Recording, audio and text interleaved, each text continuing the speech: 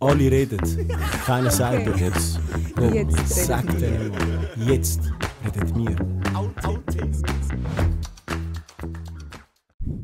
Herzlich willkommen zu einer neuen Folge von «Jetzt redet mir».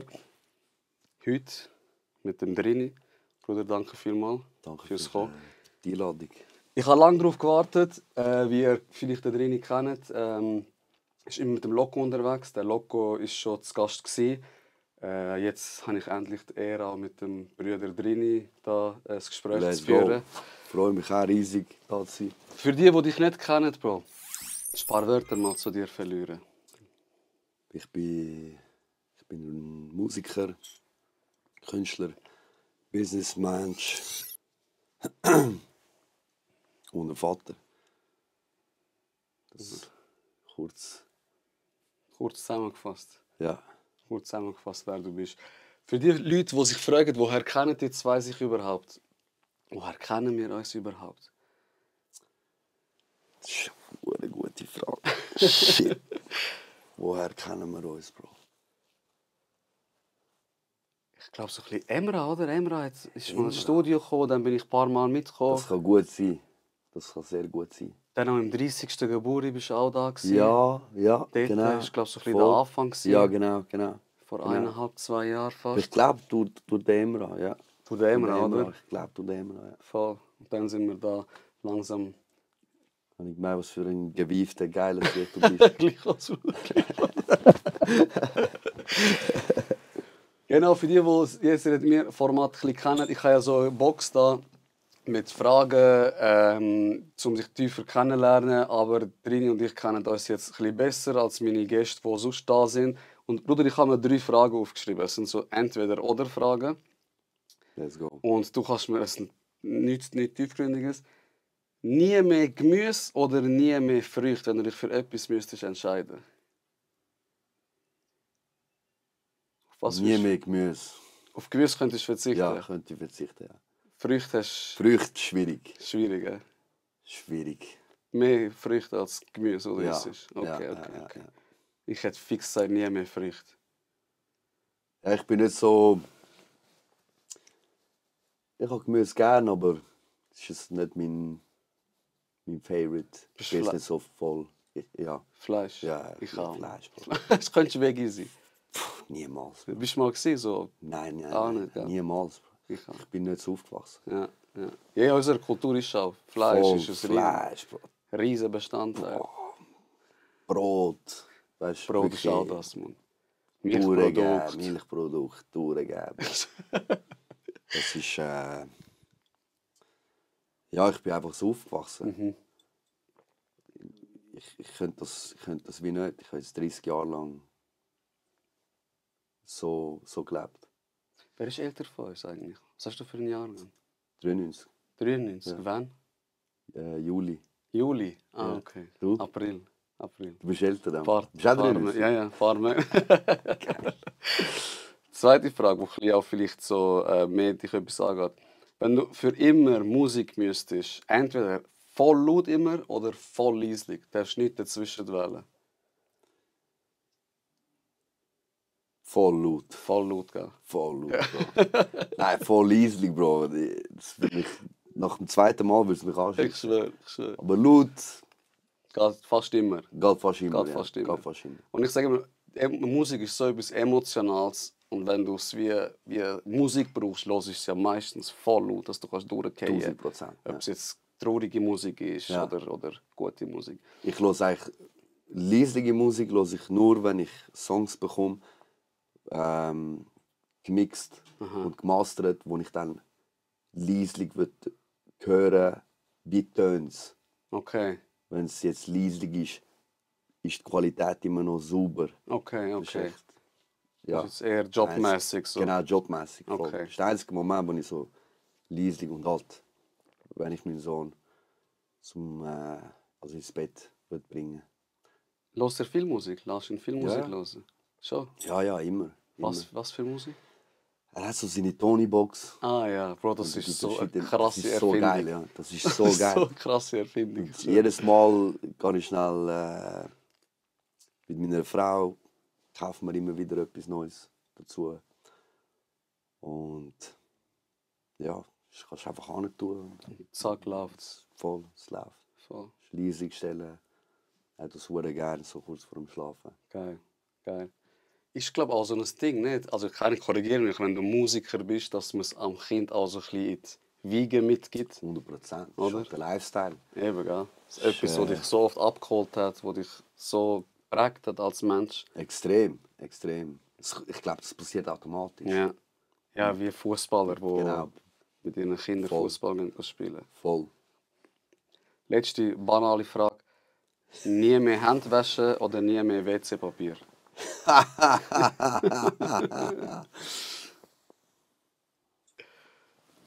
Bro, in Kosovo, du kennst das sicher auch. Ja, das der auch Schluch nicht erklärt. dort. Der Schluch. Darum weiss ich. Es geht aber so. Ja. Darum, das mit dem Handwaschen Ja. würde ich. Also nein, das mit dem WC-Papier. Willst du canceln? Voll, voll. Handwaschen ist so. Das haben wir auch gemerkt in der Corona-Zeit, so, Ja. wie wichtig das ist. Voll. Und ich glaube, so, eben mit einem Schlauch hast du sogar, wenn nicht, sauberer putzt. Das sagen ja viele Leute eigentlich. Also so Drittweltländer oder jetzt auch Länder wie, ich weiß nicht, was Indien gehört, die benutzen ja kein WC-Papier. Und die finden das ja übertrieben krass, dass wir die Ja. ganze Zeit mit einem dreckigen Arsch rumlaufen. Total. Weil mit Papier wird es nicht sauber, sind wir ehrlich. Niemals, Bro. Und die tun immer mit dem Schlauch. Ja, Die mit dem Schlauch hast du halt viel genauer. Ich schwöre, ich schwöre. Ist klar, Wasser, Bro. Eben, und ich sag mal, WC-Papier, wie du sagst, du kannst das anders kompensieren, aber Handwäsche, wie willst du kompensieren? Genau. Was willst du machen? Willst du Genau. Parfüm auf Hände drauf tun? Voll, voll, voll. Bringt auch nicht. Voll. Für die Leute, die fragen, wir haben Chai gekocht, trinken da unseren Chai auf entspannt. Und Bruder, ich habe noch ein paar Fragen von der Community und ich habe mir ein paar Fragen aufgestellt. Jetzt ist die Frage, was machen wir zuerst? Willst du zuerst die von der Community oder gehen wir erstmal meinen Fragenkatalog durch? Gehen wir mal mit der Community. Ich glaube, du gehst sicher viel vertiefter Ja, voll. rein mit der Community. Ich schwöre. Glaube ich jetzt. Aber das ist eine geile Frage. Also erstmal hat der Loco geschrieben, schön, dass es so gibt. Schön, dass es dich Ich gibt, schwöre, ich Bro. habe ihm genau das gleiche geschrieben. Schön, dass es dich gibt. Bro, ganz kurz, bevor ich jetzt das frage, mir ist etwas in den Sinn gekommen. Woher kennen der Loco und du dich überhaupt? Ich habe das, glaube ich, mich noch nie gefragt. Bro, das ist. Er hat ja gerade neben mir gewohnt. In Okay. Lieriken. Und ich habe so spät erst gecheckt, dass er neben mir wohnt. So. Also, wo wir jugendlich waren. Und dann, die Freundschaft ist eigentlich durch die Musik entstanden. Okay. Wo wir sind mal im Club gsi und dann hat DJ Karim Kendrick laufen lassen. Ich glaube Swimmingpools oder so. Okay. Und ich habe den Song gekannt. Ich fucking Nerd, Musik-Nerd. Ja. Und der Loco eben auch. Und wir sind die Einzigen, die das kennt haben. Okay, Alle anderen okay. haben es gar nicht gekannt. Und wir waren so, shit, du kennst den Song du kennst den Kendrick. Und er so, ja, voll. So krass, weißt du, sagt schon mega viel. Für mich, wenn ich einen Menschen ein bisschen tiefer kennenlernen will, zeig mir deine Musik. Okay. Dann Okay. verstehe ich Wer du. genau ein bisschen, in welche Art Mensch du bist. Okay, okay. Musik sagt mega viel aus. Okay. Und wie alt sind ihr dort? Jung wahrscheinlich. Jung, ja. So 12, 15. 16, so Okay. 17. Oder Okay. Und ihr habt von Anfang an immer Musik zusammen gemacht? So. Ja, also wir haben dann als DJs angefangen.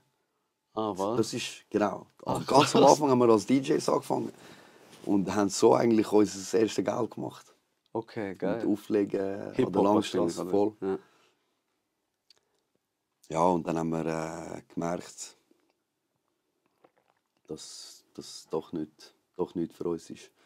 Aber unser erstes Geld mit Musik ist als DJ. Haben wir als Krass. DJ gemacht. Und eure DJ-Namen sind gleich gewesen? DJ T-Log haben wir geheißen. Ah, als Duo? Ah. Ja, das Duo, krass. Ja, ja. Ah, krass. Und dann rappen zusammen. Und jetzt Ja. unzertrennlich. Ja, voll, voll. Nachher haben wir angefangen zusammen zu schreiben. Im Loco Dihei. Okay. Ich habe schon mit 15 allein gewohnt. Ah, okay, das habe ich nicht gewusst. Und ja, sind wir eigentlich immer noch Musik machen gewesen. Und früher war das komplett anders gewesen. Da haben wir nicht viele Möglichkeiten gehabt. Ja. Weißt, vielleicht eben YouTube ist dann irgendwann gekommen, Soundcloud und Studios. Bro, keine Ahnung. Weißt, wer hat ein Studio und so? Das ist noch. Wir hatten keine Ahnung gehabt, wo wir aufnehmen und so. Dann haben wir einfach Musik gemacht, Songs geschrieben bei ihm daheim und dann sind Leute extra in die Wohnung gekommen, um ein paar Songs live zu hören und dann sind wir wieder rausgelaufen. Und wirklich Leute sind Leute, schnell, bringen schnell 2, 3 Songs und dann sind sie wieder gegangen. Geil, geil, geil. Bilderbuchgeschichte eigentlich. Ja, wie es ich angefangen Bilderbuchgeschichte, ja. hat. Mega schön. Aber eben, krass. es ist auch, abgesehen von der Musik, ist es auch die Freundschaft, die extrem verbindet, oder? Extrem, Also es sind ja wie Brüder. extrem. Kollege ist ja gar kein Das ist, Ausdruck mehr. Sehr ein loyaler Kollege und sehr ein guter Mensch. Das habe ich von Anfang an gemerkt. Und er ist auch immer zu mir gestanden, egal was war. Und Was willst du mehr, Bro? bis heute, was willst du mehr? Ich schwöre. Du So hast gleiche Interessen. Genau. Hast einen loyalen Kollegen, der deinen Rücken frei hält. Du seinen. Voll. Voll. Bromance nennt man das. Bromance. glaub ich, heutzutage. Gut, sorry fürs Abschweifen. Also, Fanfragen sind: Hast du ein Sprichwort aufs Leben bezogen? So, vielleicht dein Leitsatz, was dich motiviert. Ich weiß nicht spezifisch etwas, aber ich sage dir etwas, was mir jetzt gerade in den Sinn kommt. Aha. Das Leben ist das, was du daraus machst. Sehr schön. Das ist mir jetzt einfach ganz spontan in den Sinn gekommen. Nochmal, die Frage, eben ja, wir sind Kollegen, aber ich komme nicht mit der Frage und sage, Bro, ich muss dich die Frage fragen. Wir machen alles wirklich auf gechillt, nicht vorbereitet, Tee trinken, ein bisschen Jetzt redet schwätzen. wir. Jetzt redet mir, genau. Sehr schön, ja. Du bist eigentlich für deine Taten, die du machst, verantwortlich. Ja, Und wenn du Scheiß machst, dann kannst du ein scheiß Leben erwarten. Und wenn du gute Samen setzt, wächst auch etwas Schönes dabei raus. genau. So. Genau. Sehr schön. Und beim Samensetzen ist es ein Struggle. Weil zuerst mal musst du einen Boden finden, wo du die Samen überhaupt kannst setzen kannst, wo es Voll. überhaupt fruchtet. Voll, ja. Das ist ein harter Weg. Ja. Viele Menschen wollen vielleicht einen Samen setzen, aber sind zu faul, um den harten Weg zu gehen, um einen Boden zu finden, wo es wirklich braucht. Oder sie wollen schnell einen Boden finden oder sind einfach zu faul, um eben den Weg zu gehen. Voll, oder nicht so viel Energie wollen. Bro, das ist ja auch so, ich finde, mit der Generation kommt das immer mehr. Wir leben mehr immer in so einer Welt, man will viel, aber wenig dafür machen. Voll. Beste Beispiel ist so TikTok. Die Leute schauen, denken, ja, der macht ein paar Videos, ich mache auch, dann werde ich auch Millionär. Ja. Ah, der Drini hat will noch mehr rausgebracht, dann mache ich auch ein Lied, dann bin ich auch berühmt. Aber wie viele Lieder, wie viel Tränen, wie viel Schweiß ist geflossen, bis der Track will noch mehr Crazy. und auch andere rausgekommen sind. Das sieht niemand, verstehst du? Ja, aber weil sich die Leute nicht mit der Realität befassen Genau, sondern mit ja. ihrer eigenen Vorstellung zu ihrem Ego. Voll, ja. Wie soll es sein, so, wie will ich es haben Wie und will alles ich's? andere ausblenden. Genau. Wie will ich es alles andere ausblenden? Und dann ist man einfach nicht mehr in der Realität. Und das Schlimme ist, man gibt das dann weiter. Das ist wie ein Gift Ja, voll. in der Gesellschaft. Man gibt das weiter. Die Leute denken, ja, voll. Ja, Oder mach Leute also. lassen sich inspirieren von etwas Falschem. Und sind dann auch nicht mehr in der Realität. Und wenn dann Leute kommen, die in der Realität sind und sagen, hey, schau, ich habe 500 Songs machen, bis weil noch mehr gekommen ist. Ich Ja. würde dir nicht sagen, wie viele Stunden Arbeit das sind. Eben, ja. Dann Hängt es schnell aus. hängt es schnell aus. Ja, voll. Oder wollen gar nicht zuhören, weil es ist zu anstrengend, das kann nicht sein.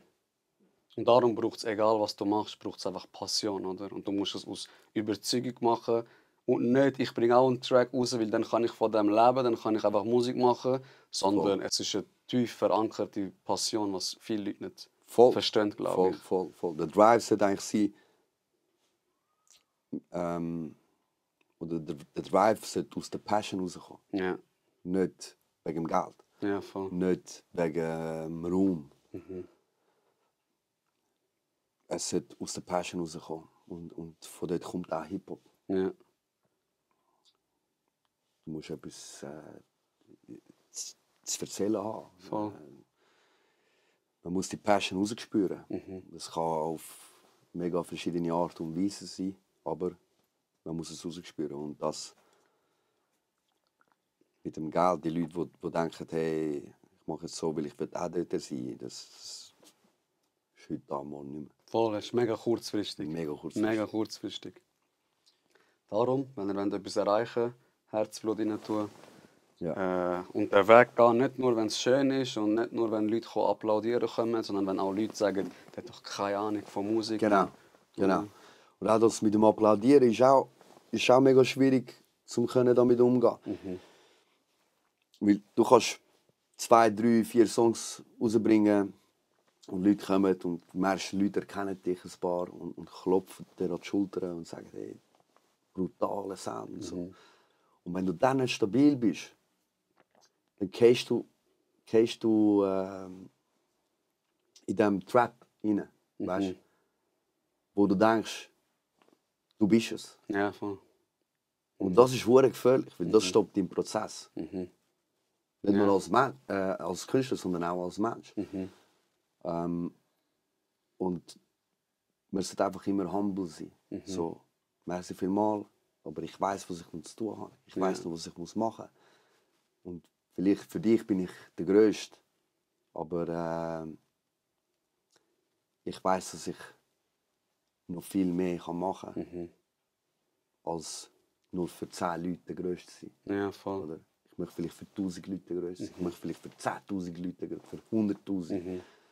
Es geht ja immer weiter nach Es geht immer mehr, ja. Also du sagst so ein bisschen, tu dich nicht auf dem ausruhen, an den ersten paar Erfolgen, die du hast, sondern bleib hungrig und chase deine Ziele, die du sowieso hast. Und lass dich von diesen Applaus-Schulterklopfer wie nicht ruhig werden. Bro. Voll in eine Falle führen lassen. Ja, weil plötzlich bist du da drin, du merkst es nicht. Wie so eine Maus, wo hinter dem Käse geht. Genau, und dann ja. bumm. Und zum dann von dort rauszukommen, ist viel schwieriger. Ja. Und je nachdem, wie lange du so lebst, was eben wieder bei der Realität nicht eigentlich die richtige Realität ist, Ja, voll. verlierst dich in so ein Leben. Und dann denkst du wirklich, du bist es. Du bist der Shit. Und alle, die dir etwas sagen, die haben einfach etwas gegen dich. Ah, okay. Weißt du? Ja. Ja, der gönnt mir einfach Ja, der nicht. gönnt mir So. nicht. Oder der muss immer so tun, als würde er alles wissen. Und Okay. bla bla bla. Und, weißt, und eben, das ist dann das Schwierige, um aus dem rauszukommen. Ah, das ist verdammt spannend jetzt. Also du kannst konstruktive Kritik irgendwann gar nicht mehr konstruktiv ansehen, sondern siehst alles als Angriff. Genau. Okay. Genau. Hast du mal so etwas erlebt, Bro? Bist du mal... Viel, Bro. Ja? Sehr viel. Sehr viel. Das Sehr kommt viel. wahrscheinlich immer wieder zurück in die Realität, gell? Voll. Ich bin immer humble durch das Umfeld, das ich habe.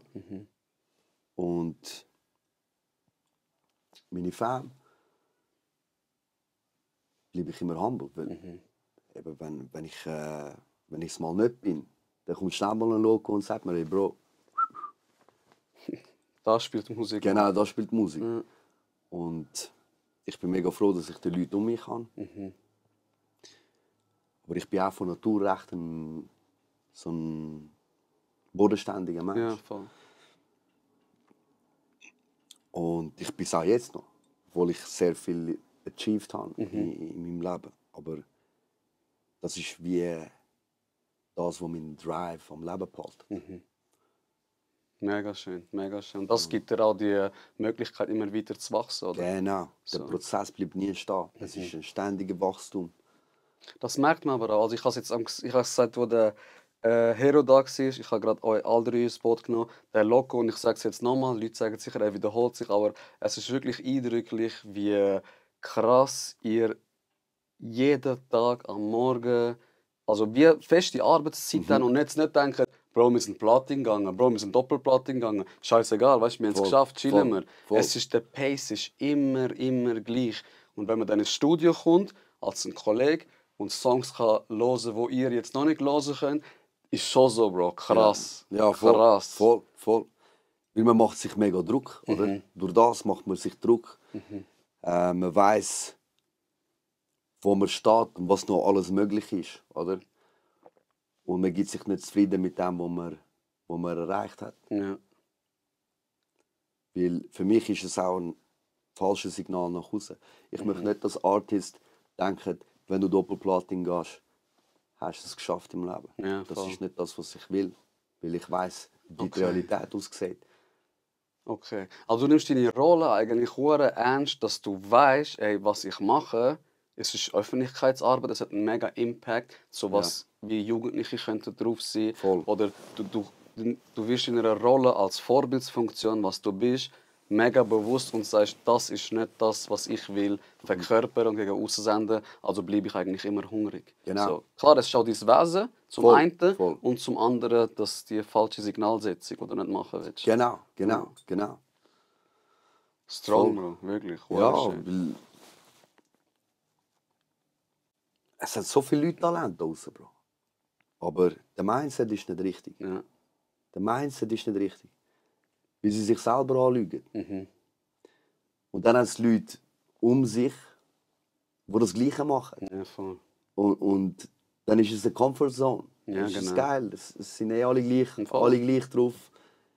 Alle applaudieren, alle sagen, Alle, geiles sagen, Sicht, alle Bro. denken, jeder, eben, Du bist die Stimme bist- von Zürich genau, für mich, du Bruder. bist der Chill, Shit ja. und keiner macht es wie du und keiner macht es so krass wie du. Aber Zahlen lügen nicht. Ja, voll. Weißt, schwarz auf weiß und was man sehr oft auch in Hip-Hop nicht richtig checken. Wir spielen mit allen Genres. Wir denken nur, es geht nur um Hip-Hop. Aber wenn du mal krasse Zahlen machst, wenn du ein paar Sachen achievest, merkst du, du bist jetzt gegen Pop-Artists auch am Duellieren, gegen Rock-Artists. Und dort gibt es in der Schweiz Heavyweights, Ja, voll. also wirklich, wo krasse Zahlen liefern Ja. und krasse Konzerte auch und heftig ausverkaufen. Eben, dann gibt es die einen, die sagen, schau die an, Mann, scheiß Rock, scheiß dies. Hätte ich Rock gemacht, hätte ich das auch erreicht. Aber ich bleibe in einem Hip-Hop-Milieu und dann gibt es wie Sektion Zürich. Ja. Und Bro, ich sage es echt nicht, weil du ein Kollege bist von mir. Ich finde es krass, wie eure Musik so der Zehen wie ins kalte Wasser in jedem Genre ein bisschen tut. Ja. Mal Rock, mal kommt etwas wie Kindersee, Ja. dann auf einmal raus. Ja. Weißt, dann das Rage, wo so ein bisschen Durchdrehen. Abgehmusik ist, Kopf verlieren schnell. Und das zeigt eigentlich, das ist eigentlich so die Quittung von, oder die Bestätigung, wir sind immer noch hungrig. Genau. Wir schauen, was wir machen können als Künstler. Genau. Und wir sind schon von Anfang an so vielfältig gewesen. Alles okay, haben wir einen House-Track Ja, gebracht. Schon ganz am Anfang. ja, voll. Boom Bap, dann haben wir Trap gebracht, dann haben wir Gesang, also Hooks gebracht, Bridges gebracht, schon ganz am Anfang. Und das bin einfach ich und Loco. Das sind wir als Künstler. Und wir können das machen. Und es ist mega schön, dass wir es machen können. Und wir wollen das auch nicht abstellen, weil jetzt Leute sagen, hey, machen doch einfach nur Boom Bap. Und wieso machen dann nicht nur Boom Bap und so? Voll. Weil, Bro, wenn ich weiss, Gott hat mir die Gabe gegeben, um auf einen Reggae-Beat zu gehen, um alle BPMs durchspielen in der Musik. Wieso nicht machen? Wieso nicht machen? Ja, Dann passiert so ein Kindersein. ja. Und der ist super angekommen. Das ist also, weißt? total, Bro. Und dann hätte ich nicht so ein Mindset, wären die Songs nie passiert. Aber jetzt, wenn nachher Leute kommen, oder, die euch von Anfang an... Ich sag mal jetzt die Leute, die vielleicht gekommen sind, Danke. bitte, Bro, und in euer ins Zimmer vom Loco Ja. und wir die paar Tracks haben hören. Gibt doch sicher auch Leute, die sagen so, Bro, man, hör mir auf mit Kindern sein, hör mir auf mit dies und das, du bist ein Junge von Wiedeke, Rap über Drogen, Rap über das, was du früher gemacht hast. Ja. Gibt's das? Ja, das gibt es sicher. Aber es ist eine kleine Anzahl. Okay. Weißt du, jetzt mittlerweile, wir haben sehr ein breites Publikum. Und ich merke so, die letzten 2 Jahre sind wir verschiedene Kantone spielen.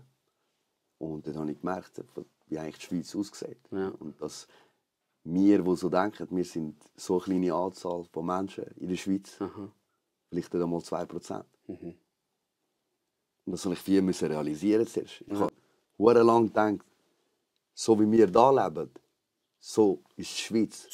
So sieht die Schweiz aus. Aber es ist genau umgekehrt. Es ist so wie wir hier leben, sieht überhaupt nicht die Schweiz aus. Ja, voll. Und alle schauen uns an und denken, schau die komisch an. Ich schwöre, Weißt? ja. Und wir denken, schau die komisch an. Weißt? Genau. Das Zürich-Phänomen. Wir denken so, wir sind wir Ja, haben es voll. verstanden. Voll. Aber eben, wenn man dann mal rausgeht, Bro. wo sind wir? Gampel sind wir, bin ich mit euch gewesen. Eben, so crazy. Schon Orte. anders, Bro. Völlig anders. Schon anders. Völlig anders. Die Leute sind anders.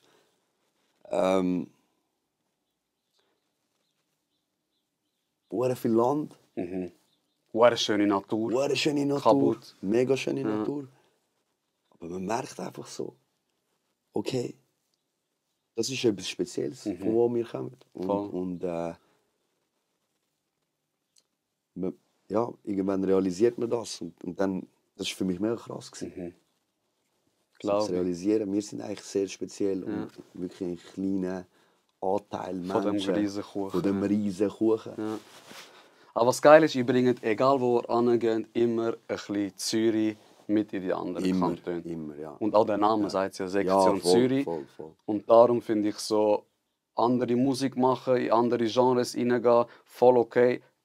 Also voll geil, weil ihr bleibt euch ja treu. Total. Ich sage jetzt nicht, ich bin Sektion Thurgau, nur weil ich im Thurgau spiele. Es ist immer noch Sektion Voll, Zürich. voll. Wir stehen für das ein, Voll. aber wir sind nicht mit diesen Scheuklappen, Voll. sondern wir sind weltoffene Leute, Mann. Und das zeigen wir in unserer Musik, so, oder? Ja, wir sind ja so authentisch. Wir sind auch aus der Musik gewachsen. Weißt du? Ich verstehe ganz genau die Leute, die das verlangen von uns. Oder Gangster-Shit. Aber wir sind aus der Musik gewachsen. Wir haben die Zeiten gehabt, wir haben das durchlebt. Aber wir haben jetzt eine andere Seite entdeckt. Vom Leben. Voll, ja. Eben. Und wir wollen das mixen. Das macht ja auch einen Künstler aus, Bro, findest du nicht? Also ich finde vor allem, eben, früher hast du das können machen, wo du 17, 18, 19 warst, weil das ist ja auch dein Leben gewesen. Genau. Aber heute, wenn du darüber rappst, wie du deinen Sohn ins Bett bringst und dann läuft so vollherzig die, ich glaube, es ist deine Frau, Ja. wo auf dem Lied hörst Ja. du noch, das ist, also authentischer geht es ja gar nicht. Du lässt Ja, die voll. Leute teilhaben von deinem Leben, weil das ist aktuell das, was dich beschäftigt. Genau. Wir machen immer noch Party, wir gehen Genau. immer noch über und das rappst du ja dann auch. Das ist ja Genau, nicht nur genau. jetzt, ich mache nur noch Musik. Voll, So. voll. Es ist einfach viel breiter geworden, wie mein Leben. Voll. Es, Das Schönste, was ein Künstler machen kann. Genau. Mich als Konsument teilhaben lassen von dem, wie du gewachsen bist, von dem, wie deine Musik sich auch entfaltet hat. schön. Geil. Eine Frage, 17 Stunden geredet. Podcast Crazy. ist vorbei. Ja, danke vielmals. Shit. Was wäre der Drini heute, wenn Rap nicht funktioniert hätte? Ich glaube, das ist so eine Frage, die jedem Rapper gestellt wird, Die Bruder. ganze Zeit, Bro. Gell? Die ganze Zeit. Fußballer. Fußballer. Ja. Hast du Fußball? Fußball gespielt, Aha. lang. Aber eben dann irgendwann habe ich mich verloren in der Jugend. Und ich hatte jetzt keine Autoritätsperson in dem Sinn. Mein Vater war nicht rum, um mir jeden Tag zu sagen, du Vollidiot, geh nicht raus, die ganze Zeit hängst draussen, kommst am Morgen heim. Das bist du eigentlich am Machen. Oder? Ich habe das einfach gemacht und bin heimgekommen, bin pennen. Und ja, das ist so, dort habe ich mich dann irgendwann verloren. Ich habe es nicht so, ich habe sehr gut Fußball gespielt, aber mein Mindset war nicht richtig gewesen. Ja. Hast du das gespürt, dass Vater nicht im Haus war?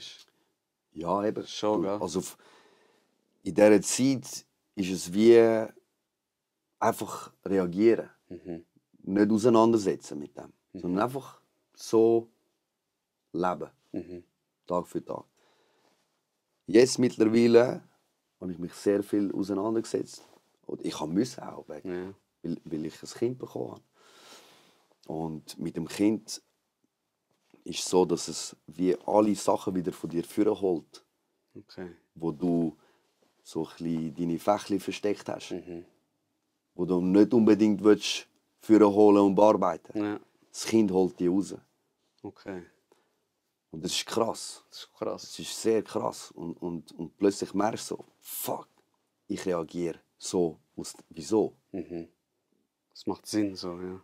Es kommt von dort. Okay. Wieso bin ich so drauf? Ist ja gar nicht schlimm. Ist ein Kind. Wo kommt das? Weißt? Wo kommen die verschiedenen Gefühlsausbrüche? Und dann fängst du an zu überlegen und realisierst so, ich habe mega viele Sachen, die ich nicht akzeptiert habe, richtig. Okay. Und dann muss ich Step by Step akzeptieren. Ja. Und daran arbeiten. Das macht hure weh. Ja. Das macht hure weh. Das glaube ich. Schmerzvoll. Aber es ist der richtige Weg. Weil nach dem bist du befreit. Und dann kannst du auch sehr transparent mit dem Sohn umgehen. Ohne Vorurteil. Ja. Zu dir selber. Checkst? Nicht einmal gegenüber dem Sohn, sondern zu dir selber. Das ist sicher das Befreiendste, was es gibt, wenn du in den Spiegel schauen kannst und die Person mit jedem Fächli, wie du gesagt hast, kannst akzeptieren. Genau. Und umarmen, Bro. Umarmen Voll. und sagen, du bist der drin, wo du heute bist. Genau. Durch das und das. Genau. Die Sachen müssen wir noch bearbeiten. Weißt du so. Aber ich akzeptiere dich. Und ich liebe mich, wie ich selber bin. Genau, Bro. Das ist, finde ich, der Schlüssel, Bro. Das ist der Schlüssel. Für jeden Mensch. Ja. Für Frieden, für Voll. Liebe ist das der Schlüssel. Für das Wachsen, dass du über dich hinaus wachsen Genau. kannst. Weil, wenn du das machst, erst dann realisierst du, dass du gar nicht so wichtig bist. Erst wenn du das durchlebt hast. Dann checkst du so wirklich essentiell, dass du gar nicht so wichtig bist. Ja. Und wenn das passiert, dann kannst du mit allem umgehen. Dann kannst du auch offen sein, dann kannst du auch direkt sein, dann kannst du ehrlich sein. Ja, voll. Kannst Kritik annehmen, kannst Kritik hure annehmen. wichtig. Sehr viele Sachen, wo Ja, dir sonst verwehrt bleiben, wenn du es nicht machst. voll, wo auch zu einer besseren Gesellschaft führen. Aber der Weg ist einfach hart. Der Weg ist, Bro, es ist Der eben... Weg ist hart. Brüder, es ist einfacher, wie du vorher gesagt hast, in die Schublade rein tun. Weg, voll. mit den Jungs rausgehen, Genau. durchgehen, haha, huhu. Lieber an das denken, was sehe ich heute an. Genau. Weißt du, Welches Parfüm, basic was Sachen. ist ich? Ja. Lieber denkst du an so Sachen und stellst dich zufrieden mit dem, anstatt mit den essentiellen Sachen. Die dich zu einem besseren Mensch machen. Voll. Ein gutes Parfüm macht dich nicht zu einem besseren Genau, Bro. Mensch. Es bringt dich nur dazu, dass du fein schmeckst. Ja, voll. Für ein Zeitchen. Und das war's eigentlich. Das war's. Ja. Und dann hast du die Anerkennung für den Moment. Ja. Und das war's. Ja, voll. Aber es ist so, wie der Duft eigentlich schon ist, so schnell aus der Luft wieder draussen. Voll.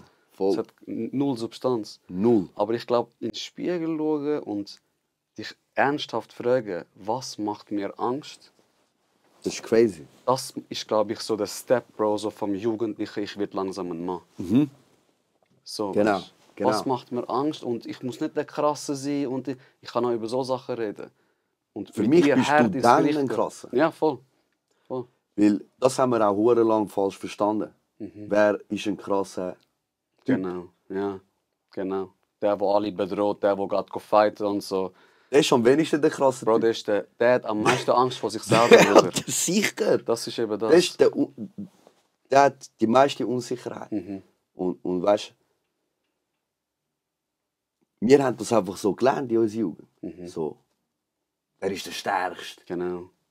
Wer hat die grössten Eier? Wer hat die meisten Frauen? Wer geht die meisten Einbrüche machen? Voll. Bla bla bla. Wer kann am meisten saufen? Genau. So Sachen. Und das sind alles, das sind Sachen, die uns fehlgeleitet haben, Voll, wo unser Wachstum gestoppt haben. Wachstum So. gestoppt haben.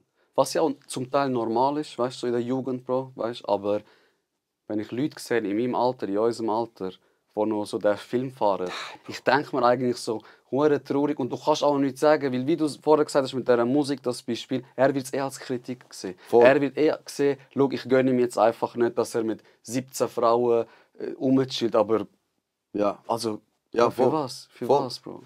Für nichts. Eigentlich für gar nichts. Für nichts. Für nichts. Anstatt sich überlegen, eben, meine Eltern sind da hergezogen. Damals noch wegen dem Krieg. Und du musst doch einfach. Wir sind jetzt hier in der Schweiz. Wir haben gewisse Möglichkeiten mehr, wie Leute das in anderen Ländern haben. Und da muss man doch einfach die Kraft dazu haben, um sich selber zu sagen, hey, ich möchte etwas brechen. Vielleicht 4 Generationen vor mir haben so gelebt. Voll. Ich bin jetzt die neue Generation, die kommt. Und ich muss doch den Willen haben, um das zu brechen. Weil, wenn ich das schaffe, brechen, hat das einen Effekt Mega. auf die nächste Generation. Und die nächste Generation auf die nächste. Voll, ein riesen Rattenschwanz. Ein was riesen wir Rattenschwanz. Ja. Und für mich war es so wie, hey, ich möchte das brechen. Ich möchte etwas anderes machen.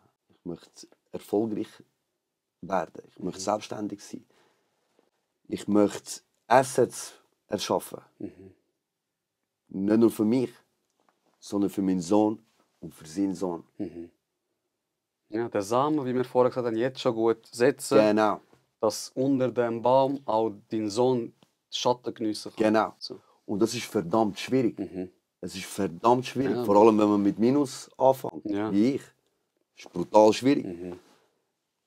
Und man braucht mega Geduld, Ehrgeiz und einen krassen Mindset. Und man darf nicht von der Realität abschweifen, So. um das zu achieven. Ja. Und ich hatte sehr lange so einen Druck gehabt, ich möchte Millionen, ich möchte meine Millionen haben. Und dann irgendwann habe ich wie gemerkt, es gibt mir so einen Druck, dass ich wie gar nicht mehr richtig am Leben bin. Und jetzt, Okay, ja. sondern ich bin die ganze Zeit Zukunft am Jagen. Ja. Aber ich bin nicht mehr im Jetzt. Und dort musste ich eine Balance finden. Ja. Und mir auch sagen, hey, es ist in Ordnung.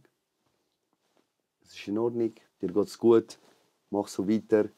Du hast mit nichts angefangen, weißt Schau, wo du jetzt bist. genau, schau, wo du jetzt bist, du hast schon viel erreicht und du musst einfach so weiterfahren. Und irgendwann wird es passieren.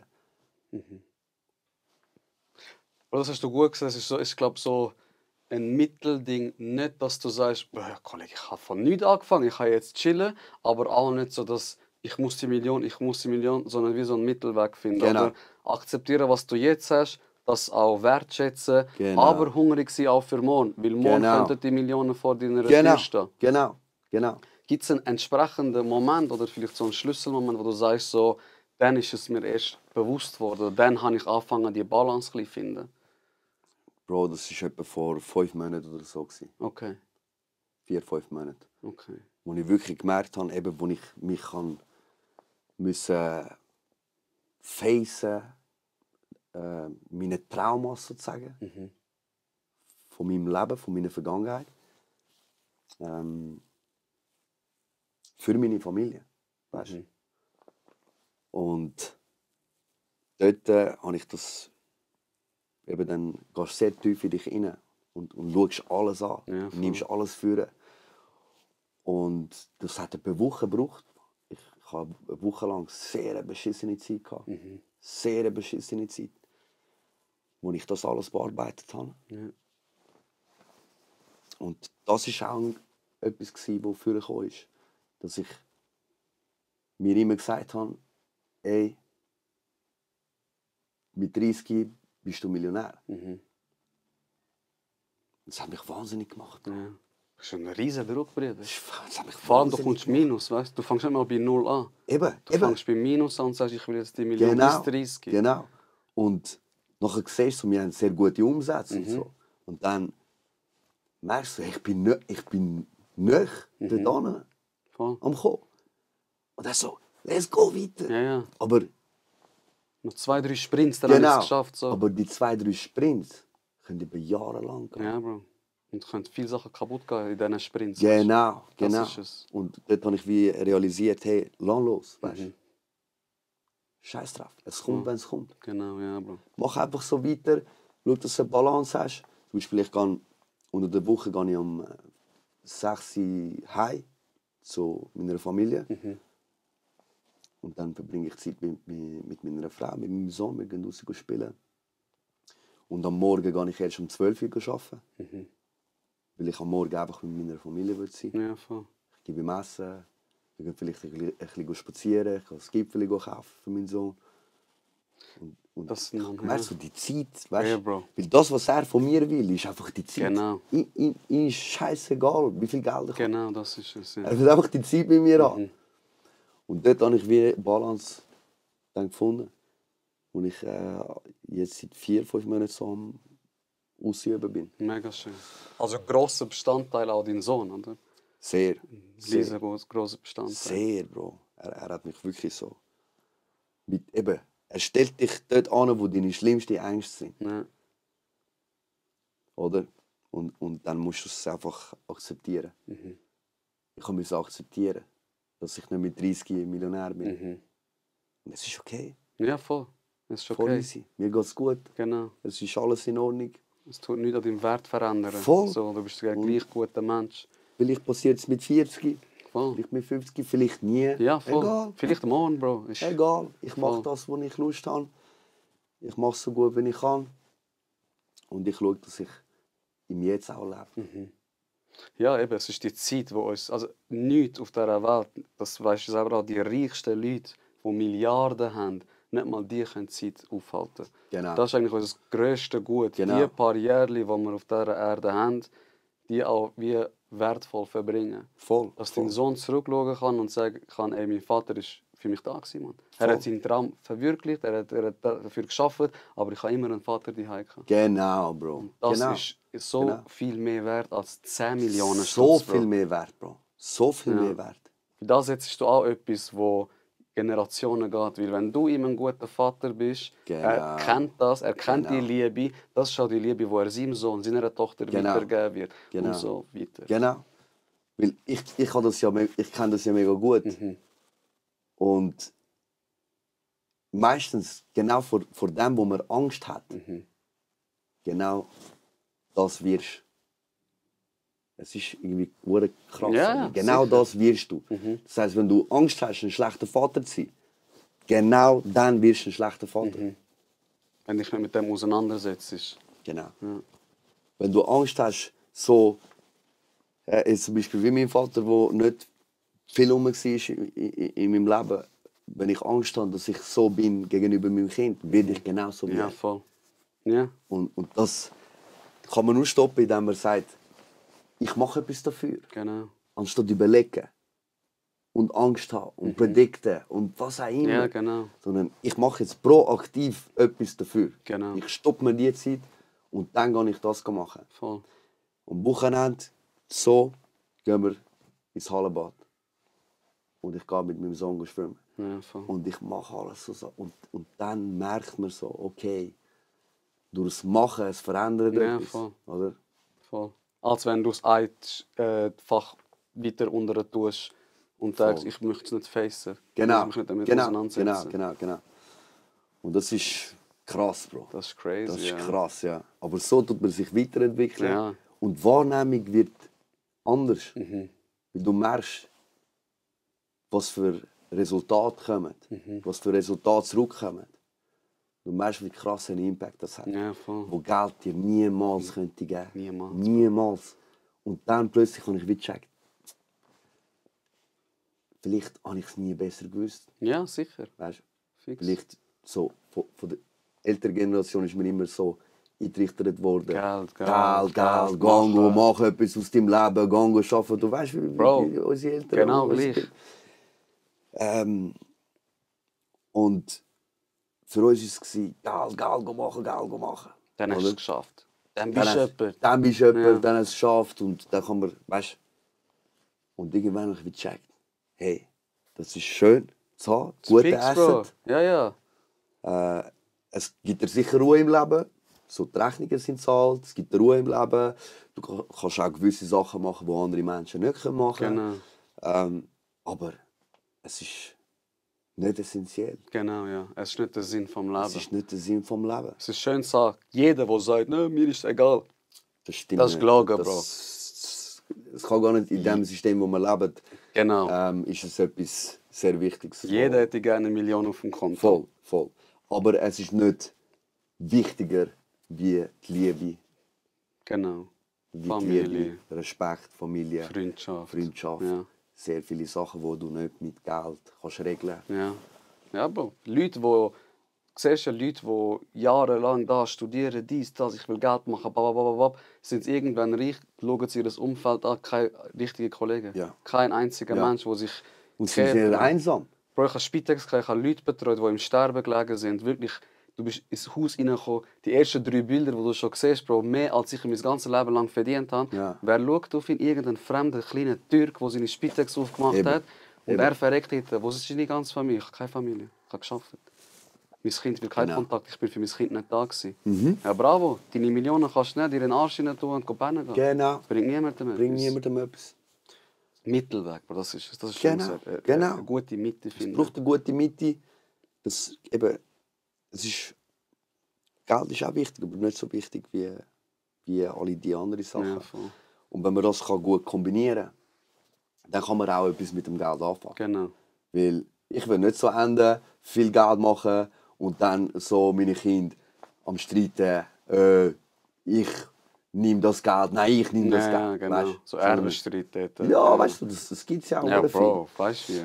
Und es sollte so sein, hey, schau, wir haben das Geld, jetzt investieren wir das in verschiedene Sachen, weil ich habe die Zeit auch, die ich mir nehme, um mit ihnen zu reden, Genau. um ihnen zu sagen, hey, schau, so und so und so, Ja. das wäre gut, so in die Richtung gehen und so weiter. Voll. Oder? Sie sehen mich ja auch, Genau. sie sehen mich reden, sie spüren mich. Genau. Und bei denen ist es einfach, sie sehen sie nie, weil sie nur am Arbeiten sind. Ja, ja. Und haben eigentlich gar keinen richtig emotionalen Bezug. Also wenn sie am Schluss einfach nur das Geld und fangen da nachher untereinander streiten. Ja, ja. Bro, wie viele Leute, ich frage dich, ich habe es viel gesehen, hast du gesehen, die so wohlhabende Eltern haben und dann in der Langstrasse der größten Drogen verfallen sind? Crack, Heroin, Wow, viel. Koks. Wow, viel. Weil Sucht ist auch, was viele nicht wissen, eine emotionale Krankheit. Wenn du nicht Liebe bekommst als Kind, versuchst du die Glücksgefühle, die Liebe dir gibt, mit Drogen kompensieren. Und darum gehen die Leute rein und du denkst, dir, shit, der ist Multimillionär und raucht Crack dort, man. Was Ja. läuft mir mit dem? Ja. Ja, eh. Voll. So. Also ich sage jetzt nicht jeder.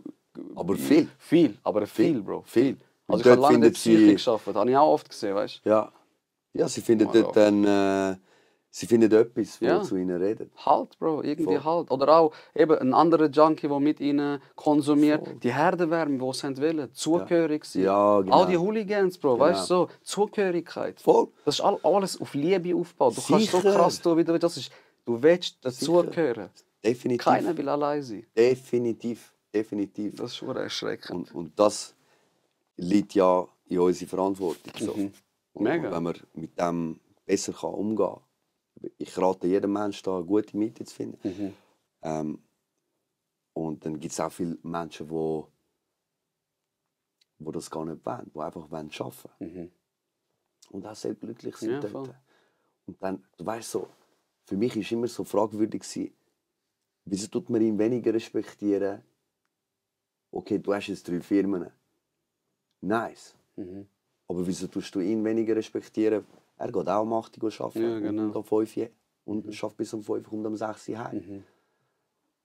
Weißt Bro, das ist das, was wir bevor die Kamera angegangen ist, das geredet haben, die Leistungsgesellschaft. Dass wir uns mega orientieren an Sachen, die gar keinen Sinn ergeben. Wie du sagst, der andere hat vielleicht 3 Firmen, ist ein riesiger Crack, ist ein CEO, keine Ahnung was. Der andere geht am 8 Uhr in Migros arbeiten, aber er geht heim und hat Kinder, die ihn lieben, die ihn schätzen, Genau. die sich freuen, Papi kommt wieder heim. Ja. Und mit dem kleinen Geld, das er verdient hat, kauft er uns eine Playstation. Voll. Bro, das, ab und zu braucht es nicht mehr, weißt du? Voll. Und du bist voll glücklich. Voll, Bro. Wie du sagst, wieso verdient jetzt der weniger Respekt als der? Genau. Weil wir nur Oberfläche schauen. Ja. Was ist das für Hosen? Was sind das für Schuhe? Was ist das? Welches Parfüm? Welche Firma hast Es ist mega falsch. du? Mega, Bro. Mega. Weil es tut auch die Leute, die nachher eben wohlhabend sind oder 3 Firmen haben, die tut es nachher kaputt machen. Und sie tun es nachher abwälzen wieder in die mittlere und untere Schicht. Genau, ja. Genau. Und du musst den Hass tragen von denen dort oben. Genau. So. Genau. Und der muss das gar nicht. Weißt? Aber das machen wir als Gesellschaft. Ja, ja, sicher. Wir sind alle schuld. Wir sind alle daran schuld. Genau. Weil, wenn wir mit einem CEO reden, der Multimillionär ist und mit ihm so redet, wie einer, der im Kopf schafft, Ja. Dann hätten wir das gar nicht. hätten wir Ja. das Problem gar nicht. Voll. Und er hat gar nicht die Möglichkeit, so ein narzisstischer Arschloch zu werden. Genau. Genau. Er hätte die nicht. Weil er würde sie nicht bekommen von den Leuten. Die Leute würden Genau. ihm sagen, hey, Kollege, ist mir Ja. scheißegal, Voll, wie viel ja. du... Weißt, Halb Welt kann schau, dir dass du gehören, respektvoll redest. Genau. Weißt du, was ich meine? Voll. Aber in der heutigen Gesellschaft ist es Ja. so, Ja. oh, er kommt rein. Genau. Hallo, hallo. Ja, ja. Und wenn man dann so Wert weitergibt, dann wächst eben so das narzisstische Ja. Fühlen. Und das bekämpfen ist der Tod. Also ich rede von Erfahrung in Ja, der das ist Psyche, der Bro. Tod, ja. Narzissten sind schwierige Leute, schwierige Leute. Sehr. Ganz kleiner Reminder, wenn wir reden von gesellschaftlichen Problemen, Trini und ich sind auch Teil von der Gesellschaft. Wir sagen nicht, die Böse, die Schicht, das Schicht, wir sind auch ein Teil davon. Es ist einfach, nur weil wir es aussprechen, heisst nicht, dass wir uns dort rausnehmen. Voll, absolut. Also eben, es betrifft ja uns auch. Wir haben Ja. die Sachen auch durchgemacht Sicher. und spüren bekommen und müssen lernen, was für uns das Richtige ist. Und dann wir müssen lernen, okay, wenn ich jetzt die Erfahrung umsetze, was hat es für Wirkung bei den anderen Menschen? Und so sieht man ja dann genau, was ist richtig und was ist falsch. Wie entwickeln sich die Menschen, wenn ich so bin? Genau. Und wie entwickeln sich die Menschen, wenn ich so bin? Und dort merkst du es ja am besten. Voll. Und dann finde ich schon, dann kann man eigentlich schon sagen, schon seine Meinung äußern zum Guten, weißt Bro, 100%. Es ist auch immer, es ist nicht was du sagst, es ist wie du es sagst. Genau, Das ist das voll, eine. voll. Und das Zweite, was ich auch will sagen, dein Umfeld macht so viel aus. Alles. Mit wem, also sag mir, wer deine Kollegen sind, ich sag dir, wer du bist. Das ist so ein wahrer Spruch, den meine Eltern immer gesagt haben. Also Crazy, auch andere ja. Eltern sicher auch. Aber eben, schau, du bist im Loco gross geworden, gleiche Interessen, gleiche Mindset. Schau, wo wir heute sind. Wenn du mit irgend so einem Typ gewesen wärst, der gesagt hat, Bro, scheiß drauf, gehen wir rupfen, Bruder, machen wir das Scheiß auf Musik, wir haben schon will noch mehr rausgebracht. Verstehst du? Bro, es ist ein Influence, den du automatisch adaptierst. Du kannst nicht mit 30 Junkies drinnen hängen. Ich kann dir sagen, nach einem Jahr, du bist auch ein Junkie. Ja. Du bist das 1000%. mit dem Umfeld, mit dem du dich begibst. Ganz klar, ganz klar, ganz klar. Es ist eigentlich wie wenn du in ein Glas Wasser etwas anderes rein tust wie Wasser. Du merkst es, sieht nicht mehr wie Wasser aus. Ja, genau. Aber wenn die ganze Wasser reinkommt, weil du schaust, dass, weißt, dann sieht das immer wie Wasser aus. Fix, wenn du eine faule Orange neben einem riesen Obstkorb rein tust, Ja. warte mal mit der Zeit, schau Ja. mal mit der Zeit, wie die anderen Obst aussehen. Genau gleich. Genau gleich. Genau voll, gleich. voll. Darum. Es ist so metaphorisch halt, aber es ist genau so. Ja. Es ist genau so. Und man sollte ein Umfeld haben, wo ehrlich, direkt und ohne Hintergedanken ist. Genau. Genau. Und das ist ein geiles Umfeld. Ja. Weil es bringt dich einfach Schritt für Schritt nach vorne. Voll, es lässt dich wachsen, Bro. Könnt Voll. zusammen miteinander wachsen. Und ich liebe Wachstum. Bro, es ist... Ich liebe ja, Informationen. Ich liebe Wachstum. Ich liebe mit Menschen reden. voll. Ich liebe mich austauschen, expressen. Mit allen Menschen. Und wie sehen und lernen, wie verhalten sich die Menschen. Weißt? Voll. Wenn man das und von wo kommt das und wieso reagieren sie so drauf. Und ich liebe das alles, Bro. Weil ich weiß so, ich will so viel wie möglich lernen, solange ich am Leben bin. Genau. So viel wie möglich Informationen sammeln. Weil das ist für mich das Richtige, wo ich weiß, ich kann das dann auch anwenden für die Gesellschaft. Voll. Für meine Musik. Voll. Für meine Familie. Jeder will doch im Sterbebett liegen und sagen, ich bin ein guter Mensch gewesen, Mann. Ich habe mit den Möglichkeiten, die ich hatte, habe ich das Bestmöglichste gemacht. Ja. Und nicht hätte ich doch... Schau, die haben mal Leute gefragt, Bro, die haben so Studien gemacht. Sie haben Leute am Sterbebett gefragt. Kein einziger hat gesagt, fuck, wieso habe ich damals probiert, Musik zu machen? Fuck, wieso habe ich damals das probiert? Jeder sagt, hätte ich doch mehr Zeit mit diesen Leuten verbracht, hätte ich doch meinen Traum verwirklicht, Musik zu machen, anstatt immer mich so wie unten zu behalten. Ja. Und das sollte eigentlich uns ja ein Weckruf genug sein, um zu sagen, ey, weißt, fokussieren wir uns auf die wichtigen Sachen. Ich habe so einen Leitsatz, Bro, ich habe mir das ausgedacht, ein paar Bücher gelesen, keine. Mein Lebensmotto ist seit ein paar Jahren, genug ist zu wenig, Stillstand ist der Tod. Krass. Das ist für mich, das erklärt für mich das Leben, Bro. Du musst dich Krass. nicht zufrieden geben mit genug. Du kannst immer ein bisschen mehr machen. Wie du sagst, Balance finden. Aber wenn du still stehst, du kannst sterben, Bro. Wenn ich nichts Neues mehr lernen will, wenn ich sage, ich bin der Beste, ich weiß alles, was soll ich da drin einladen, was soll ich mit ihm reden? Bro, vergau verrecken, das ist Glamour, ist genau gleich. Ist genau gleich. Ist genau gleich. Ist genau gleich. Ja. Stehen bleiben sollte man Krass. einfach nicht. Sehr nice gesagt. Ja, voll. Voll. Bro, ich gehe mal da ein bisschen die Fragen durch. Das haben wir, glaube ich, schon beantwortet, aber wenn du noch etwas dazu sagen möchtest, wie fest hat Vater sie dein Leben verändert? Sehr fest. Sehr fest. Aber ich musste es auch zulassen. Ja. Das ist das. Ich glaube, Veränderung passiert sowieso. Aber es kommt darauf an, was für eine Veränderung passiert. Welche Veränderung lässt du zu? Lässt du die einfache Veränderung zu? Dann vielleicht trennst du dich mit einer Frau. Vielleicht sagst du, hey, wisst ihr was, ich habe gar keinen Bock mehr auf das. Ja, voll. Ich zahle einfach meine Alimente. Und gut ist. Und gut ist, such mir die nächste. Und mit der nächsten wird genau das Gleiche passieren. Das ist die einfache Ja, Veränderung. voll. Oder du wählst die schwierige Veränderung, wo du für das kämpfst. Und eben das alles durchmachst, was wir vorher geredet haben. Und dich neu findest und eine bessere Version von dir vorkommt.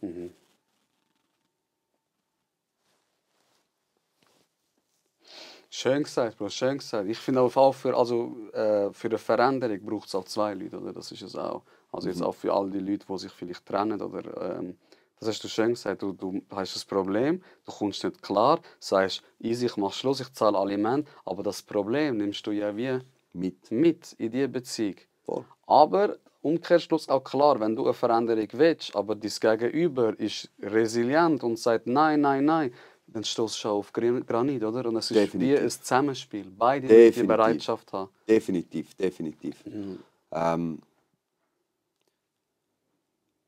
Ich glaube einfach daran, dass wenn eine Person auf so einem Level kommt, mit dem Partner,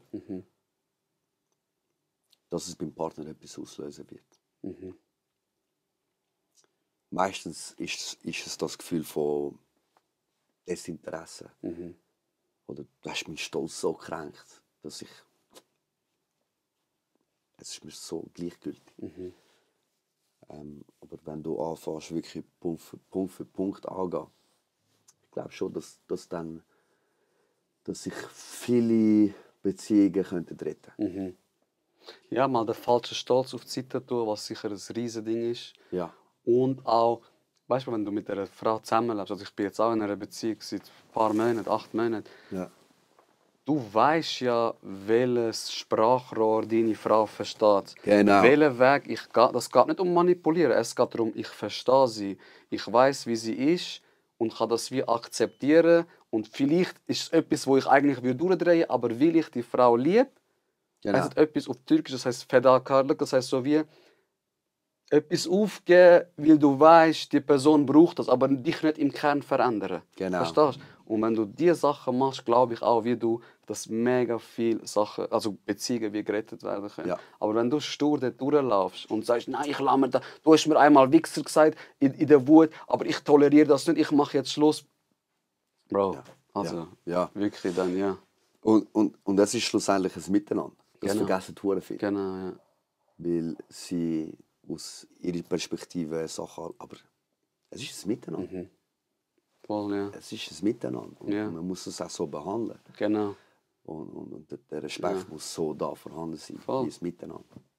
Das Gehör auch dieser Person geben und auch mal hören, was Genau. die zu sagen hat. Genau. Kennst du die Leute, wenn sie streiten mit der Freundin und zu dir kommen und erzählen, was schief läuft? Schon klar gibst du ihm recht. Ich kenne ja auch nur deine Seite. Ja, voll. Wenn deine Frau vielleicht da sitzen würde, ich würde Wäre anders vielleicht anders, denken. voll, Und dann voll. gehen sie heim und sagen, ja, meine Kollegen haben auch gesagt, ich habe recht und so. Ja, Bruder, du hast ja auch nur deine Sicht erzählt. Genau. Darum, es hat Genau. immer, wie du sagst, es ist Miteinander. Es hat 2 Seiten. Immer 2 Seiten. Immer 2 Seiten. Und wenn man das einfach realisiert, dass es ein Miteinander ist, dann kann man besser auch damit umgehen. Man verliert sich aber schnell in dieser Ego-Perspektive. 100%. Und ich rate einfach allen Menschen, dass wie zu lernen oder zu merken, wenn man dort drinnen ist Ja, und schnell einen Step back machen, voll. kann man so viel Scheiße retten. Bro, Mit extrem. dem kleinen Step back. Extrem. Ich habe letztes Mal etwas gesagt, mein Vater hat das immer gesagt. Das Wort, das dein Maul verlässt, ist wie der Schuss, der den Revolver verlässt. Wenn es einmal draußen ist, ist es draußen. Es ist draussen. Du kannst nicht mehr zurückholen. Darum, mach einen Step back. Genau. Man sollte nicht reden, wenn man hässig ist. Genau. Nicht versprechen, wenn man glücklich ist. Strong. Das sind 2 Sachen. Wenn du das Strong. machst, du kannst so... Weißt du, wie ich meine? Du bist Sehr glücklich. strong, ja. Bruder, morgen, machen wir das, machen wir. Nachher ist Und morgen. das ist ja uns allen auch schon passiert. Bro, oder? jeder. Weißt du, wie Ich viele Podcasts habe ich abgemacht? Am nächsten Tag habe ich gesagt, Bruder, gar keine Lust, Mann. Sag dir von Herzen. Voll, voll. Darum. Es sind ja alles, was wir jetzt am Besprechen sind menschliche Sachen. Voll, Ich glaube, jeder Mensch geht das durch. voll. Aber die Frage ist, was ziehst du für Lehren daraus? Genau. Und versuchst du einen anderen Weg einzuschlagen, wo vielleicht eben schmerzvoll ist Genau. oder vielleicht nicht dem Muster entspricht, wo du immer gefahren Genau, bist. ja. Bist du ready, um das zu machen? Und dort fängt dann wieder ein neuer Prozess an. Genau. Es ist ja ständig ein neuer Prozess, oder? Immer wieder. Immer wieder. Und man muss es einfach zulassen. Man muss offen sein und das zulassen. Und sich nicht schade sein, Genau. die Schmerzen entgegenzunehmen, weil die bringen dich nach vorne. Voll. Die Glücksmomente nicht. Die Glücksmomente, Nice to have. nice to Ja. have. Aber die Momente, wo es schmerzt, das sind die Momente, wo Entwicklung Ja, aber stattfindet. dort wachst du. Dort wachst du am besten. Und das sollten die Leute, das wird auch viel zu wenig gesagt, oder? Ja, aber 100%. Zu viele Leute gehen nachher voll in Depression Ja. oder eben verlieren die Liebe zu sich selber, die Liebe zu der Welt und. Aber es hat viel mehr nach außen gesagt, also es hat viel mehr nach außen gebracht werden, dass die Leute wirklich so eine Power haben. Und wenn sie das richtig nutzen, dass sie eigentlich gar nicht dort herkommen. Ja, Es Bro. ist wie imaginär, blöd gesagt. Voll. Du machst es ja in deinem Hirn. Du machst es so gross. Du machst es so gross in deinem Hirn, aber eigentlich ist es imaginär. Voll. Eigentlich musst du einfach den Schmerz entgegennehmen Voll. und sagen, ich liebe es. Voll. Und jetzt macht es mir weh. Ja. Und jetzt brauche ich kurz Zeit für mich. Es will mich schnell flachlegen. Aber ich komme nach dem und ich komme befreit. Genau. Der Schmerz ist irgendwann dann nicht mehr da. Aber wenn du es die ganze Zeit versteckst, irgendwann wird das so krass explodieren, dass du es nicht mehr tragen kannst. Und das ist eigentlich das Traurige. Voll. Das voll. ist das Traurige. Und ich sage auch immer, ich will noch ganz kurz etwas sagen. Ein paar Leute, die mich vielleicht privat kennen, ich weiß, ich tue da ab und zu riesen Zitate, rappen, dies, das. Ich habe auch Mühe mit dem. Es ist nicht so, nicht, dass auch Leute, die mich nicht kennen, denken so, aha, der hat ja voll Leben dribbelt. Der sagt da 2, 3 krasse Zitate. Das wäre ja auch geil. Ja, voll, aber so ist es nicht. Nein, In guten nein. Momenten kann ich das so, aber ich habe auch meine Stimme im Kopf, Bruder. Ich habe auch meine Sicher. dunklen Tage. Ich habe auch Sicher. meine depressiven Tage, wo ich daheim bin. Definitiv. Egal wie viel Wissen ich habe. Aber was ich sagen will, ist, Angst ist nichts anderes, als dass es Barrieren in deinem Kopf macht. Angst macht Barrieren, die dich hindern daran, dich weiterzuentwickeln. Voll. Voll. Aber Angst ist auch etwas, wo es existiert. Es existiert, Bro. Wir können es nicht Und wir wegreden. können es nicht wegreden. Und wir sollten lernen, damit zu leben. Weißt? Und zum Beispiel, ich mache auch jenes Gefühl durch. Weißt? Aber ich habe wie gelernt, so, okay, jetzt bin ich so drauf. Ich verstehe mich. Oder? Ja, Nicht jemand anderes muss mich verstehen. Genau. Ich verstehe mich selber. genau. Und ich kann in dem Moment dir sagen, Bro, es tut mir leid, heute bin ich so und so. Und heute so und so fühle ich mich. Wenn ich mich so fühle, kann ich vielleicht gamen. Ja, voll. Oder ich kann ein bisschen laufen. Voll. Oder ich kann Sport machen. Genau. Man muss etwas finden, in so einem Moment, Essentiell. um wegzukommen von diesen dummen Gedanken, von diesen paranoiden Gedanken. Und wenn man das findet, dann sind die weg. Bro, es ist wie ein Cheat, den du im Kopf wie ein hast. Cheat, genau. Wie die GTA-Codes. Gehst ein, hast alle Waffen. Genau so ist es Genau auch. so ist es, ja. Wenn ich traurig bin und weiß, was ich mit meinen Gefühlen anfangen soll, dann bin ich eine mega reiche Person. Genau, Also, ich genau, bin mega reich, genau. weil ich weiß, was mich rausholt. Letztes Mal zum Beispiel sind wir im Studio gewesen. Ich weiß nicht, wenn es dich stresst, ich schneide es raus. Ja. Dir ist es nicht so gut gegangen. Ja. Bro. Anstatt dass du dich jetzt zwingst, weil wir alle da sind, dort zu bleiben und vielleicht unsere Laune auch runterziehen, was hast du gemacht? Jungs, heute ist nicht mein Tag, ich habe gerade andere Sachen im Kopf, ich will Genau. es nicht ansprechen, Genau. ich wünsche einen wunderschönen Abend, hast uns alle umarmt, bist heimgegangen. Genau. Bro, was für ein vorbildliches Verhalten, Mann. Genau. Wir haben alle Genau. schlechte Tage. Genau. Zwing dich dann nicht in Sachen, die dir nicht gut tun. Voll. Wenn du so einen vollen Kopf hast, kannst du nicht mit deinen Jungs dort machen. Niemals. Weil du bist mit dem Kopf irgendwo anders. Du fixst nur den Vibe. Voll, du fixst den Vibe, geh lieber Geh lieber heim. Und Voll. du weißt, Oder deine geh Jungs sind für laufen. dich da. Voll. Wenn du sagst, ey Jungs, kommen über, ich brauche gerade Gesellschaft, Genau. alle rennen. Genau. Genau. So. Genau. Genau. Genau. Und das müssen die Leute lernen. Das müssen die Leute Das müssen lernen. die Leute lernen. ja. Nicht Das müssen die Leute People-Pleaser sein und es allen recht machen. Schau zuerst für dich, Richtig. dann kannst du mir auch Liebe zeigen. Richtig. Aber wenn du dich selber nicht liebst, Bruder, du kannst mir keine Liebe zeigen. Niemals. Das geht Niemals. einfach nicht. Niemals. Und ja, das war genau so etwas, wo ich dann mit meinem Scooter bin ein bisschen fahren und das, weißt, ein bisschen lüften, ein bisschen Voll. auflüften. Weil ich kenne mich. Genau. Eben, ich habe mich kennengelernt. Ich habe die Zeit auf mich genommen, um mich kennenzulernen. Und aus dem heraus weiss ich ganz genau, wenn ich traurig bin, was ich machen muss. Wenn ich ambitioniert bin, wie ich muss ambitioniert sein. Wenn ich Liebe gebe, wenn ich will Liebe geben. Ja, voll. Ich weiß es von mir, weil ich habe meine Natur kennengelernt. Ja. Und das wird viel zu wenig weitergeben an den Leuten. So, lerne deine eigene Ja. Natur kennen. Voll. Weißt du, wirklich, wer bist du? Du bist zum Knochenmann. Ja, genau. Wer bist du? Für was stehst du? Was sind deine Stärken? Was sind deine Schwächen? Genau. Und lerne sie akzeptieren. Voll. Was triggert dich? Was ist deine Angst? Genau, Also. genau. Und ist es nicht traurig, Bro, wenn du so ein bisschen reflektierst, wie, also das haben wir schon vorher 1000 Mal gesagt, aber wie wenig Leute das eigentlich wie machen? Es wird auch zu wenig Werbung geschaltet für Ja, das. Es genau. wird zu wenig auf das aufmerksam gemacht. Genau. Es wird eigentlich praktisch gar nicht auf das aufmerksam gemacht. Würde es jetzt nicht so einen Podcast haben? Ja. Wer redet über das? Ja. Danke, Bro. Jetzt reden wir. Ich schwöre, jetzt reden wir. Und das ist auch wirklich, Bro, das ist so, eben, jahrelang Psychiatrie, jahrelang Gefängnis, jahrelang in der Pflege, Tote, also Kranke in den Tod begleitet. Und dann fragst du dich. Und dann ist mir wie so bewusst worden, wenn du darüber redest, kannst du ein bisschen Ballast abrühren, auch wenn es dir nicht hilft. 1000%. Aber wir brauchen Leute, mit denen du reden kannst, und es gibt keine Tabuthemen. Wie eben eine kommt da, erzählt über ihre Essstörung.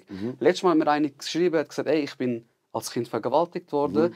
Ich habe mich geschämt, dass meine Eltern sagen, Ja. und habe bis heute mit dem gelebt. Ich will in den Podcast kommen, ich will darüber reden. Oh, crazy. Und sie ist eine ältere Frau, weißt Krass. du? Und ich will nicht, Das ist dass sehr stark. andere den Fehler wie machen. Stark. Bro, wir müssen reden Stark. miteinander. Das unterscheidet uns von den Tieren. Voll. Nehmen wir das, was wir haben, und machen etwas Schönes damit. weißt du? Total. So etwas finde ich hure stark. Hure stark. Ich glaube, so die Gesellschaft ist einfach zu sensibilisiert worden von den Medien, von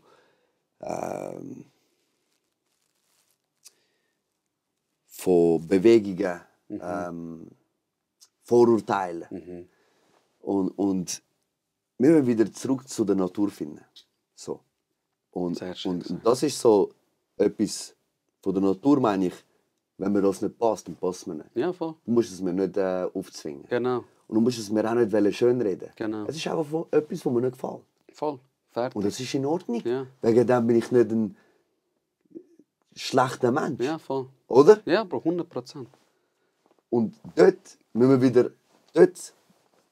wieder herkommen. Voll. Ein bisschen mehr mit dem connecten, mit unseren eigenen Bedürfnissen, Bro. Genau. Mit dem ein bisschen mehr connecten und nicht das, was wollen meine Eltern von mir, was will der von mir, was will die Partei, was will die Partei. Kollege, wer fragt mich mal, was will ich, Mann? Voll. Was will ich für meine kleine Familie, wo ich geschafft habe, was wollen wir? Genau. Und nicht, was will die gehen. Und bei unserer Kultur ist es noch mal ein bisschen extremer, weißt Sehr. Sehr. Meine Mutter will, dass wir so heiraten, meine Mutter will, dass das Kind so... Ja. Darf ich auch etwas sagen? Mann? Ja, Ist es mein Kind oder ist es euer Kind? Sei Mann? mich auf Welt gebracht. Voll. Weißt du, bei allem Respekt zu den Eltern und so, aber sie müssen anfangen lernen loslassen, Mann. Es ist unser Leben. Definitiv. Den Space geben. Voll. Und nicht vorurteilen, weil man jetzt etwas macht, das nicht ihren Vorstellungen Voll. entspricht. Genau. Sondern sich anfangen anfreunden. Genau. Und supportive sein. Und vielleicht interessieren. Genau. Und vielleicht siehst du etwas, was du nicht gewusst hast. Und jetzt hast du etwas Das Neues ist gelernt das. mit 60. Schau, meine Eltern haben mir immer gesagt, du bist in einem Alter, wo du ab und zu älter wirst von uns. Du hast Lebenserfahrung, du hast das Leben anders kennengelernt als wir. Und ab und zu müssen wir ruhig sein und dir zuhören. schön, mega Aber schön. dass es da angekommen ist, Bro, ist auch nicht von heute auf gestern. Ja. Ich habe Tattoo gemacht, mein Vater ist durchgedreht. Ich habe gedacht, er schneidet mir den Kopf ab. Ja. Aber ich musste ihm erklären, Papi, nur weil ich ein Tattoo habe, bin ich kein schlechter Mensch. Nur weil das früher bei euch verpönt war, Ja. heisst nicht, dass es jetzt etwas Schlechtes ist. Weißt? Voll. Wieso mache ich das? Aus diesen Beweggründen. Voll. Bin ich jetzt ein Drogenjunkie, nur weil man Drogenjunkies mit Tätowierung assoziiert? Nein, bin ich nicht. Ja. Und jetzt musst du die Größe und das verstehen. Voll. Und er hat gesagt heute, ja, voll. Hure schön. Hast recht. Aber auch stark von dir. Ja, Sehr stark Bro, von dir. Auch dank meinen Brüdern, Bro. Wir sind 4 Brüder. Das war Ja. halt auch ein bisschen Ja, easy, das- weißt du? Du ja. hast immer Support gehabt. Ja, Das Schönste mit Geschwistern. Du hast auch einen Bruder, gell? ein kleinerer Bruder. Ja. Kleinere Brüder. Kleinerer Bruder, 6 Jahre jünger. Okay. Voll. Das ist sicher aber auch schwierig. Bro, ich mache voll Thema-Hopping, aber ich hätte nicht gedacht, dass das Gespräch so schnell eine Tiefe wird erreichen. Ich bin so ein Mensch. Ja, ich, voll. ich bin nicht ein oberflächlicher Mensch. Voll. Ich gehe nicht gerne an Sachen, wo ich weiß, es ist alles so oberflächlich und Ja, so. so Ich kann das konzipiert. nicht zu Ja. konzipiert, ja, zu corporate ausdenkt. Darum habe ich auch gerne mitwirken. So, Ja. wenn wir mit Firmen arbeiten, dann würde ich auch gerne mitwirken mit der Sektion. Ja, voll. In die Idee mich vertiefen und auch etwas von uns dazu geben, wie das mit Pro Eventute, das wir gemacht haben Ja. mit dem Rap Battle. Ja.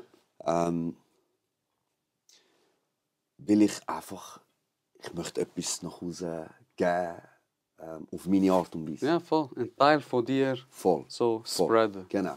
Und auch wenn ich mit Firmen arbeite, Grossfirmen arbeite, es bin immer ich. Und das will ich bewahren. Ja. Und ich möchte auch dort Ideen reinbringen und mit umsetzen. So. Mega schön, Bro, mega schön. Voll. Das ist mir sehr wichtig. So, dort ist auch meine Passion. Dort habe ich auch Passion. So, wenn wir Sachen planen und weißt so, shit, wir kommen jetzt krasse Marketingstrategien rein und das ist crazy gekommen. Und dann bin ich auch richtig so gespannt, wie kommt es nach Hause, voll. oder? Und ich liebe das auch. So, okay, jetzt bringen wir, das hast du wahrscheinlich mit den Folgen auch so, okay, wie kommt das jetzt raus? Ja, Du mega. musst jetzt schneiden, das ist ja Marketing, oder? Ja, voll. Wie empfinden es die Leute, weißt? Wie reagieren sie darauf, auf die Idee oder auf die Arbeit, die du geleistet hast? Es ist ja nicht mehr Musik, Bro, gell? Nein, Es ist, es ist so ein Spektrum. riesig, ja. Hast du das jemals gedacht, so, wo du angefangen hast mit dem Loco-Rap, Nein, dass, Bro. dass Nein, du nicht mehr Bro. nur Musik machst? Du bist ein Businessman, Ja, Bruder. ja, nein, das habe ich nicht gedacht. Das habe ich wirklich nicht gedacht. Ich habe einfach Musik gemacht. Ich Ja. wollte Musik machen, aber nachher habe ich wie Gefallen auch im Business gefunden und habe gemerkt, dass ich dort einfach eine Passion habe. Ich habe eine Passion für das. Ich sitze gerne mit Leuten zusammen und bespreche Zukunftspläne, neue Ideen, neue Konzepte, was kann man wo bewegen. Und ich mache es wirklich gerne. Man merkt es, man merkt es. Und dort habe ich einfach eine neue Stärke von mir entdeckt. Und bin das jetzt am machen. Und es ist mega spannend. Es ist sehr, sehr spannend, aber sehr anstrengend auch. Sehr, sehr anstrengend. Glaube ich. Weil die Gespräche sind dann halt auch auf krasse Levels. So. Ich Ja. hocke wirklich mit grossen Tieren. Das sind wirklich CEOs von grossen Firmen. Und da musst du schon schauen, wie du redest. Weißt du? Ja, das haben wir Du kannst vorher nicht gehabt. einfach, voll. Du kannst nicht einfach jetzt da Ja, wie mit den Homies Wie mit dort den im Homies Studio. reden. Ja, oder dich irgendwie emotional abfucken lassen ab einem Satz. ja, voll. So, du musst lernen, sehr sachlich zu bleiben, mit den Menschen sachlich zu reden. Und auf die Punkte eingehen und auch, wenn dir etwas nicht gefällt, das auf sehr sachliche Ebene Ja. abzubrechen. Und nicht, ey, ist nur kein Scheiß. Sondern aus diesem Grund finde ich das und das, was du gesagt hast, habe ich jetzt nicht so cool gefunden. Voll, ja. Weil das führt zu dem. Sachlich und Dann nicht... ist so, ja, okay, ist ein fairer Punkt. Alles so Zeugs. Ja, man sicher. kommuniziert anders dann, Ja, oder? eh. Aber ich muss dann halt auch aufpassen, dass ich das nicht hierheim mitnehme. Ja. Sonst bin ich so, dann kommt meine Fresse so, ey, ich bin nicht in die Business. Chill mal, Kollege. Voll, chill mal. Sag ich so, okay, sorry. Weißt, muss ich schon schauen, dass ich wieder so das dort lande. Ja, voll. Und dann, Mega vielschichtiges Leben eigentlich. ja, sehr vielschichtig. Dann da Artist und jetzt haben wir das Lösmagazin auch noch übernommen, Genau, ja. das Medium, auch ganz eine neue Welt. Da müssen wir uns auch herentasten. So, okay, wie sieht es aus? Wir sind nicht unbedingt in Daily Business. So. Das macht der Said mit dem Team. Aber wir versuchen so neue Visionen reinzubringen, wo wir Lyrics einsetzen für Artists in der Schweiz. Es ist eine Plattform für Artists. Mega geil. Also am meisten für Artists. Klar auch für andere Firmen, Corporate und so, Medienpartnerschaften, alles, ja. Aber der Fokus. Ja. liegt bei den Artists. Wir wollen die Artists pushen mit dem Medium. Und ist nicht immer einfach. Ja, ist nicht sicher, immer ja, einfach. das glaube ich gerne. Sie arbeiten mega viel, wirklich sehr, sehr viel am Arbeiten. Und man merkt auch, was ich jetzt gemerkt habe, es ist verdammt schwierig, allen recht zu machen mit dem Medium. Sehr schwierig. Auf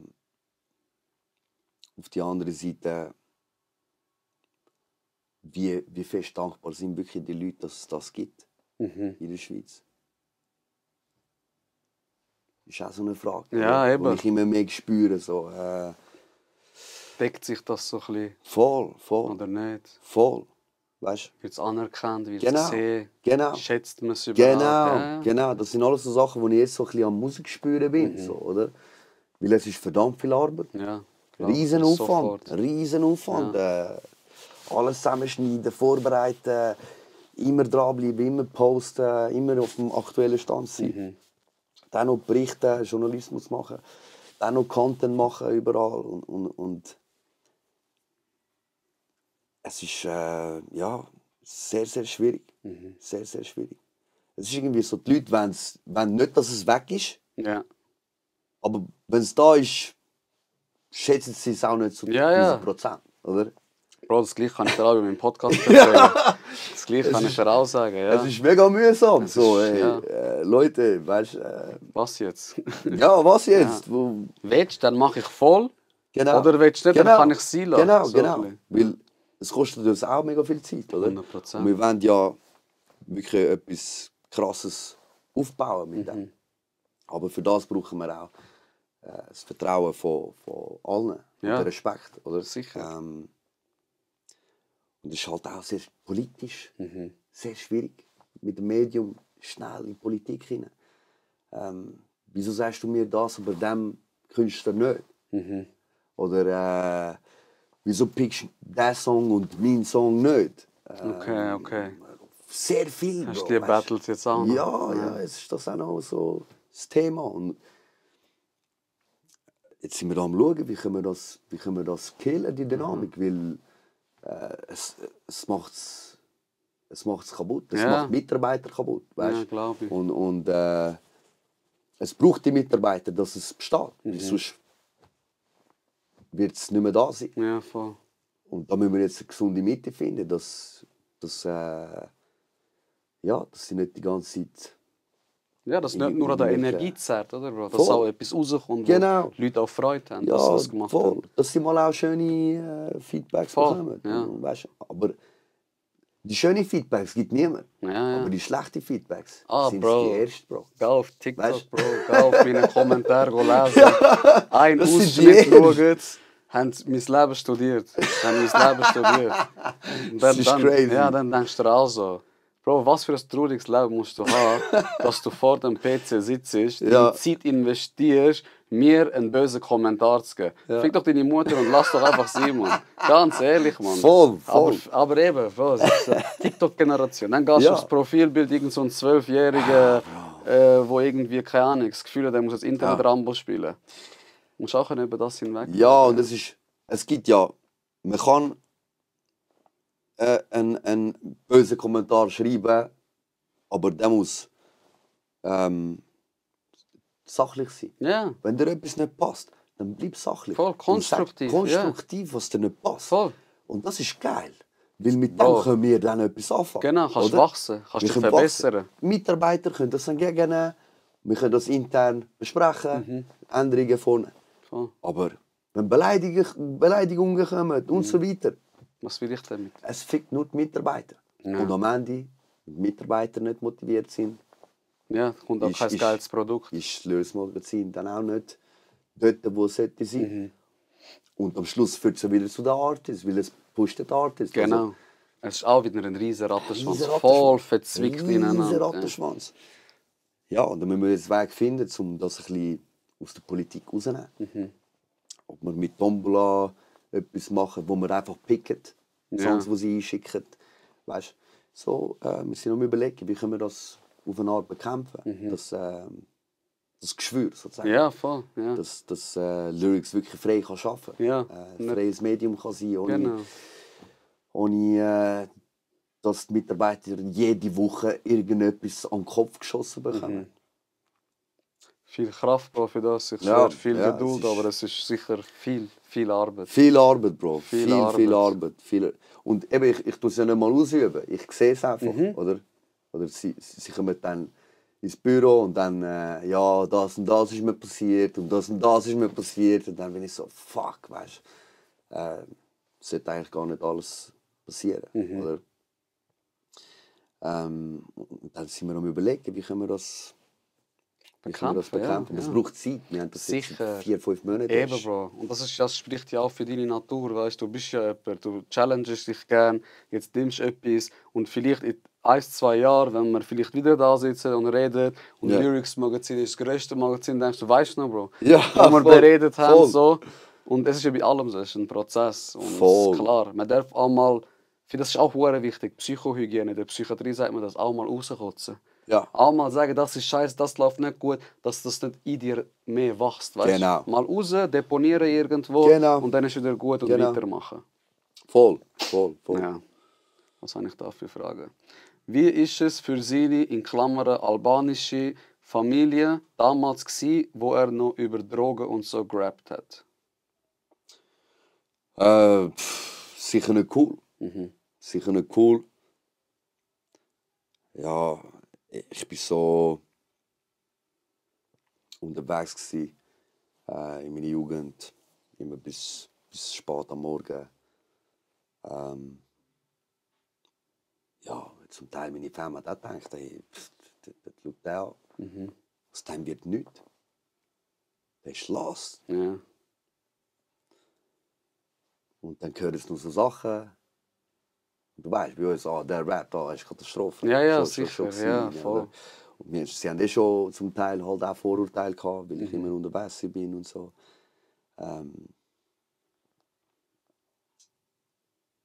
Ja. Aber es ist ein Teil von dem Weg, wo du Es hast ist- müssen gehen, um Genau. der drin heute zu sein, wo du Absolut. heute bist. Es ist ein Teil und es wird immer ein Teil sein von mir. Immer.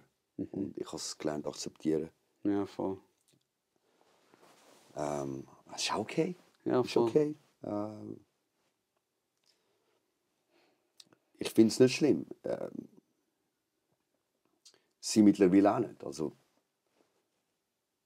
weißt, das Lustige ist, wenn man hart schafft und erfolgreich ist, spielt das andere alles gar keine Rolle. Ja, voll. Voll.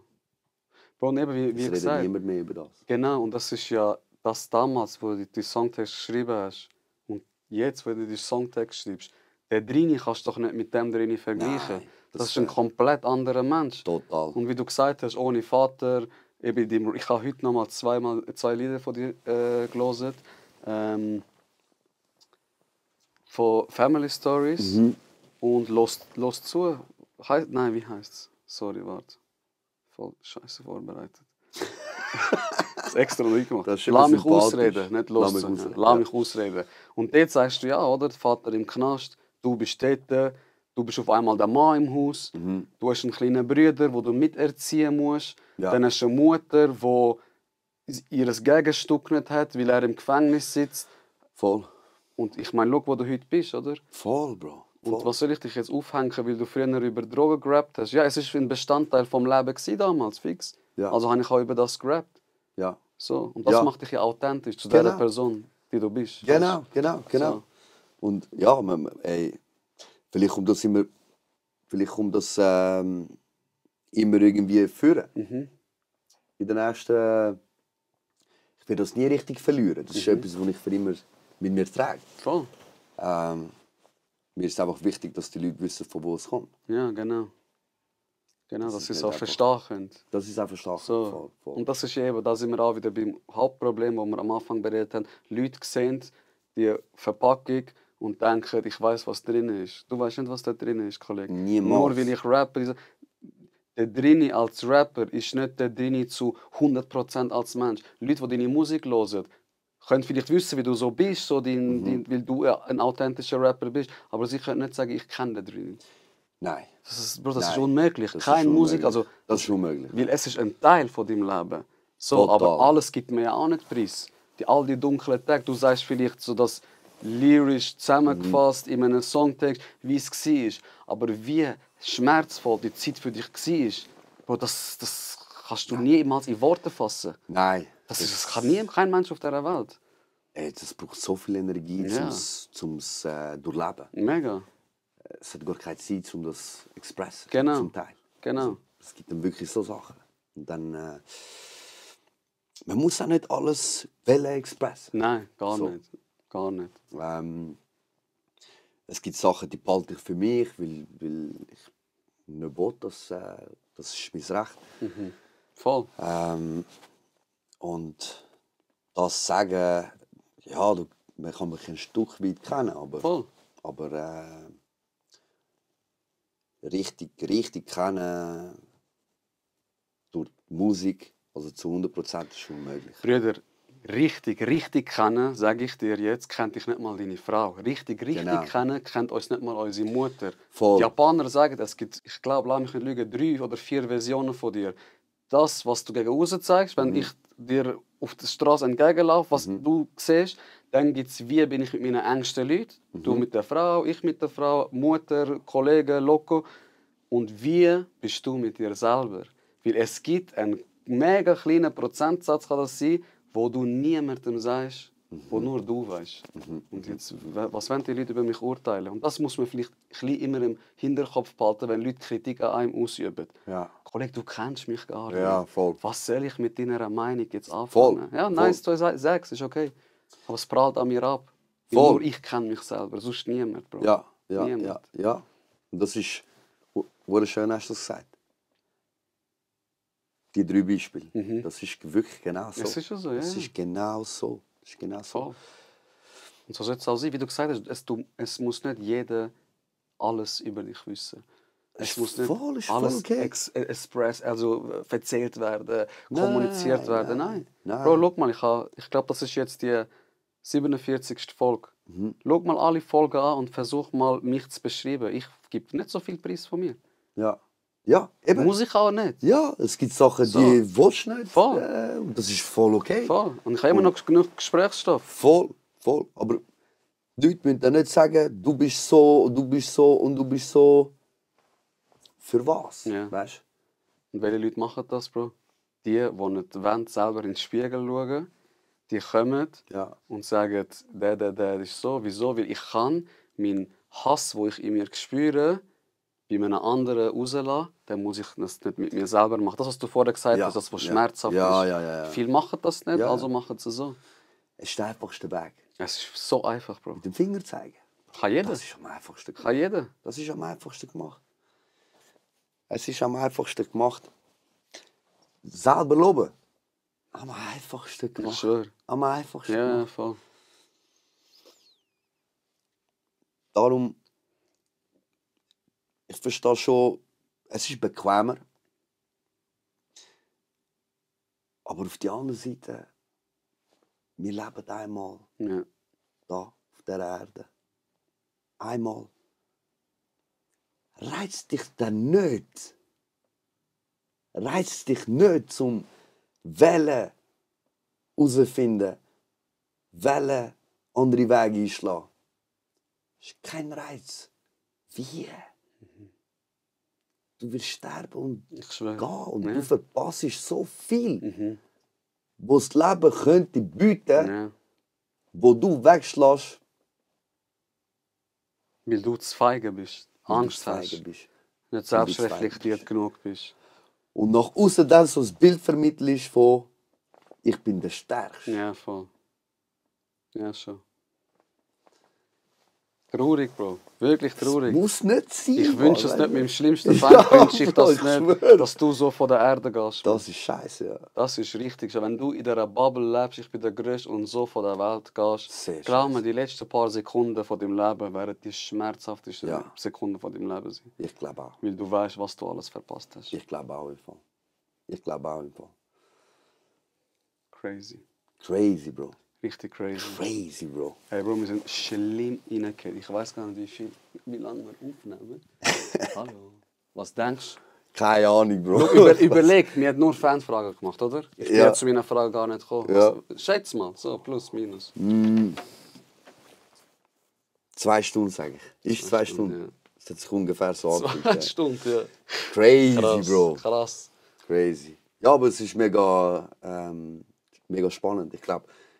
die Leute können wirklich etwas von dem mitnehmen. Mega.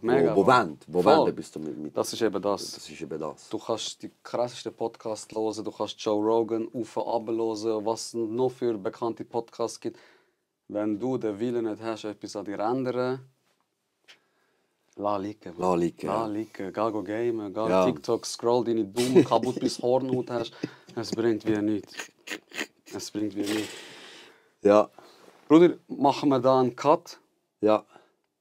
Und die Frage hebe ich mir mal auf, weil es ist wirklich eine Bandbreite. Ich glaube, das sind nochmal 2 Stunden.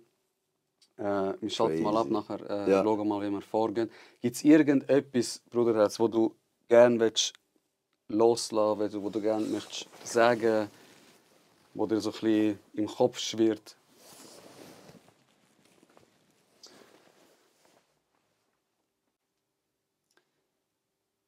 Ich bin momentan auf einem inspirierenden Trip.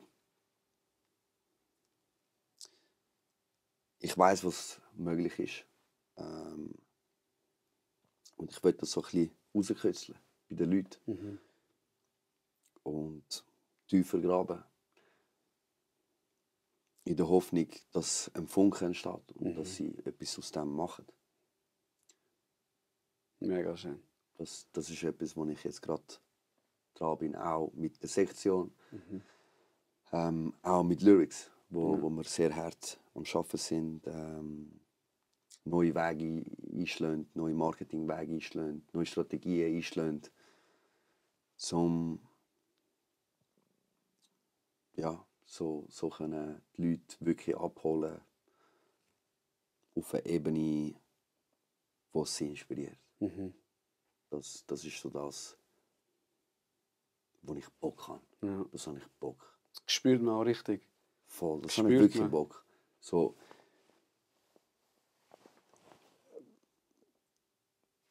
Platin haben wir, Doppelplatin, Gold, ist in Nummer 1 gegangen. Wir haben crazy Shows gespielt.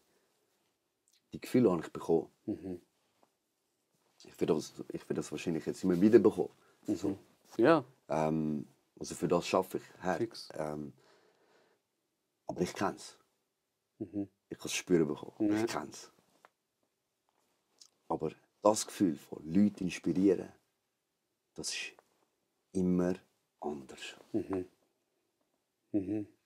weil es extreme Nachhaltigkeit hat. Crazy. So, weißt du, du Ja. kannst etwas bei jemandem auslösen. Schau jetzt zum Beispiel vielleicht der Kendrick Lamar, Ja. hat mit seiner Musik etwas bei dir ausgelöst. Schau mich an. Schau jetzt mit all dem Erfolg, den du hast, jetzt nicht, dass das schon genug wäre, jetzt willst du noch andere Leute inspirieren. Wieso? Weil eine Person dich inspiriert hat. Schon klar, es ist nicht nur der Kendrick Lamar, Ja. das will ich jetzt nicht damit sagen. Aber er hat einen Funken gesetzt, wo ein riesen Feuer entstanden ist. Genau, Bro. Und Genau. das willst du machen. Und Genau. das spürt man, und das habe ich auch gemerkt beim Gespräch, weil ich habe auch der Frau vorher gesagt, Fragen, habe ich genug, dies, das. Nachher hat sie gesagt, schau, ich kenne dich, ihr geht runter, vielleicht nicht mal eine Frage kannst stellen. Und was ist passiert? Genau das. Ja. Und weil man auch merkt, dass du auf dem Trip bist, was auch sehr schön ist Ja. und was auch mich inspiriert, wenn man da Mega hockt schön. und wir miteinander reden. Gleichfalls, Bro.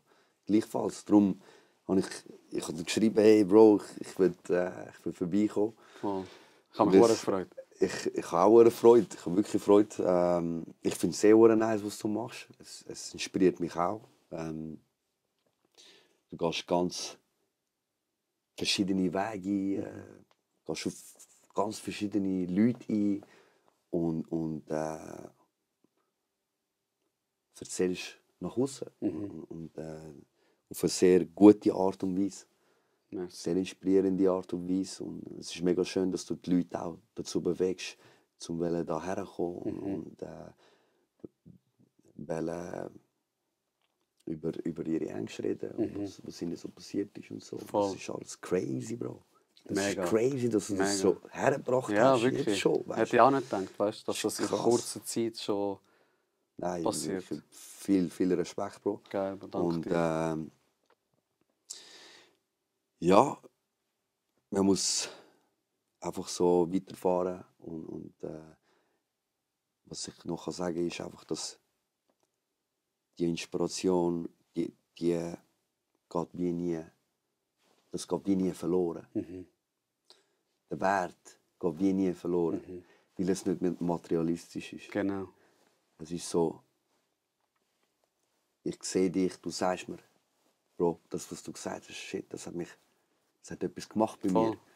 Und dann sehe ich dich 2 Jahre später und du sagst, ey, schau, das und das, jetzt habe ich Weißt du, das und ja. das. Genau. Es erfüllt einen, Bruder, erfüllt nicht? einfach Es einen. ist so etwas krass. Schönes. Ja. Ich schwöre, es ist so etwas so Schönes. krass. Und das hat mich zu dem geführt. Und wegen dem bin ich da besser, wegen dem habe ich meine Ängste gefaced. Und. Bro, wir bekommen krasse Nachrichten über. Ja. Ganz krasse. Aber am Ende wird alles gut. Haben wir heftige Nachrichten bekommen, wo Leute sich das Leben nehmen und dann nicht gemacht haben. Das Wie ist sie das, das Album Bro. gelost haben und so. Größte Bestätigung. Bro, nicht. das Willst ist du noch mehr? Heavy Metal, Bro. Ich schwöre. Das Scheiß ist- auf Platin. blöd Scheiß auf gesagt, Platin. Wirklich. Scheiß drauf. Bro. Ja. So Sachen. So viel Mehrwert. Bro, und ich gehe raus. Ich gehe arbeiten und ich weiss, fuck, ich arbeite für die Leute. Bro. Ja, voll. Für die Leute da draußen. Ich mache etwas für die Leute da draußen. Genau. Es ist nicht mehr so, Es ist nicht einfach rappen, Bro. nicht einfach rappen. Es ist nicht einfach rappen. Es ist schon lange nicht mehr einfach nur rappen. Schon lange nicht mehr. Schon lange Das nicht ist mehr. krass. Und das erfüllt mich extrem fest. Extrem fest. Wo ich Oh, weiss, shit. okay, der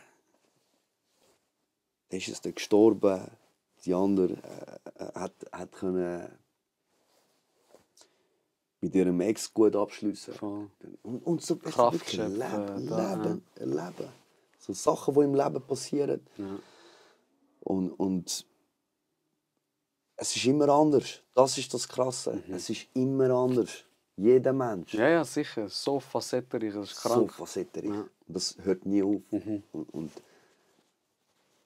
dort habe ich einfach richtig Gefallen daran gefunden, dass wir alle zusammen so moven. Ja, voll.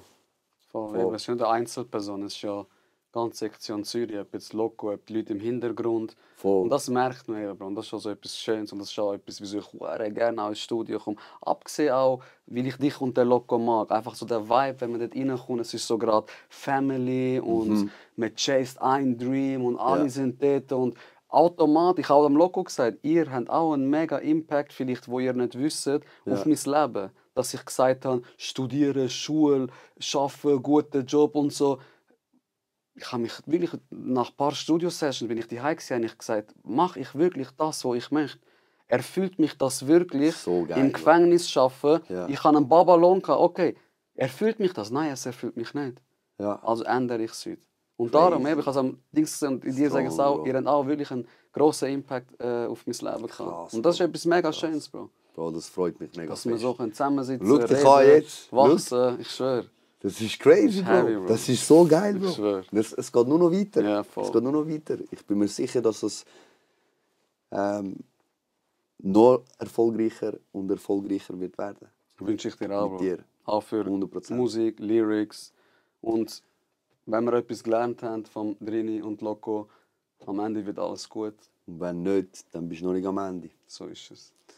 Hey, Brosi. Merci vielmals, Wirklich Bro. sehr schön für das gewesen. Gespräch. Danke euch fürs Zuhören. Es wird sicher noch mal einen Teil geben mit dem Drini, weil eben ich habe noch viele Fragen offen. In dem Sinn lernen wir voneinander, lachen wir miteinander. Machen wir den zweiten Teil irgendwann. Ja, ja, Bro, 100%. Wenn Ja, du Lob Bock hast. Ja, sicher. Fix. Let's go, let's go, Geil. let's go. Bro, voll reingehen. Bro, crazy. Voll reingehen.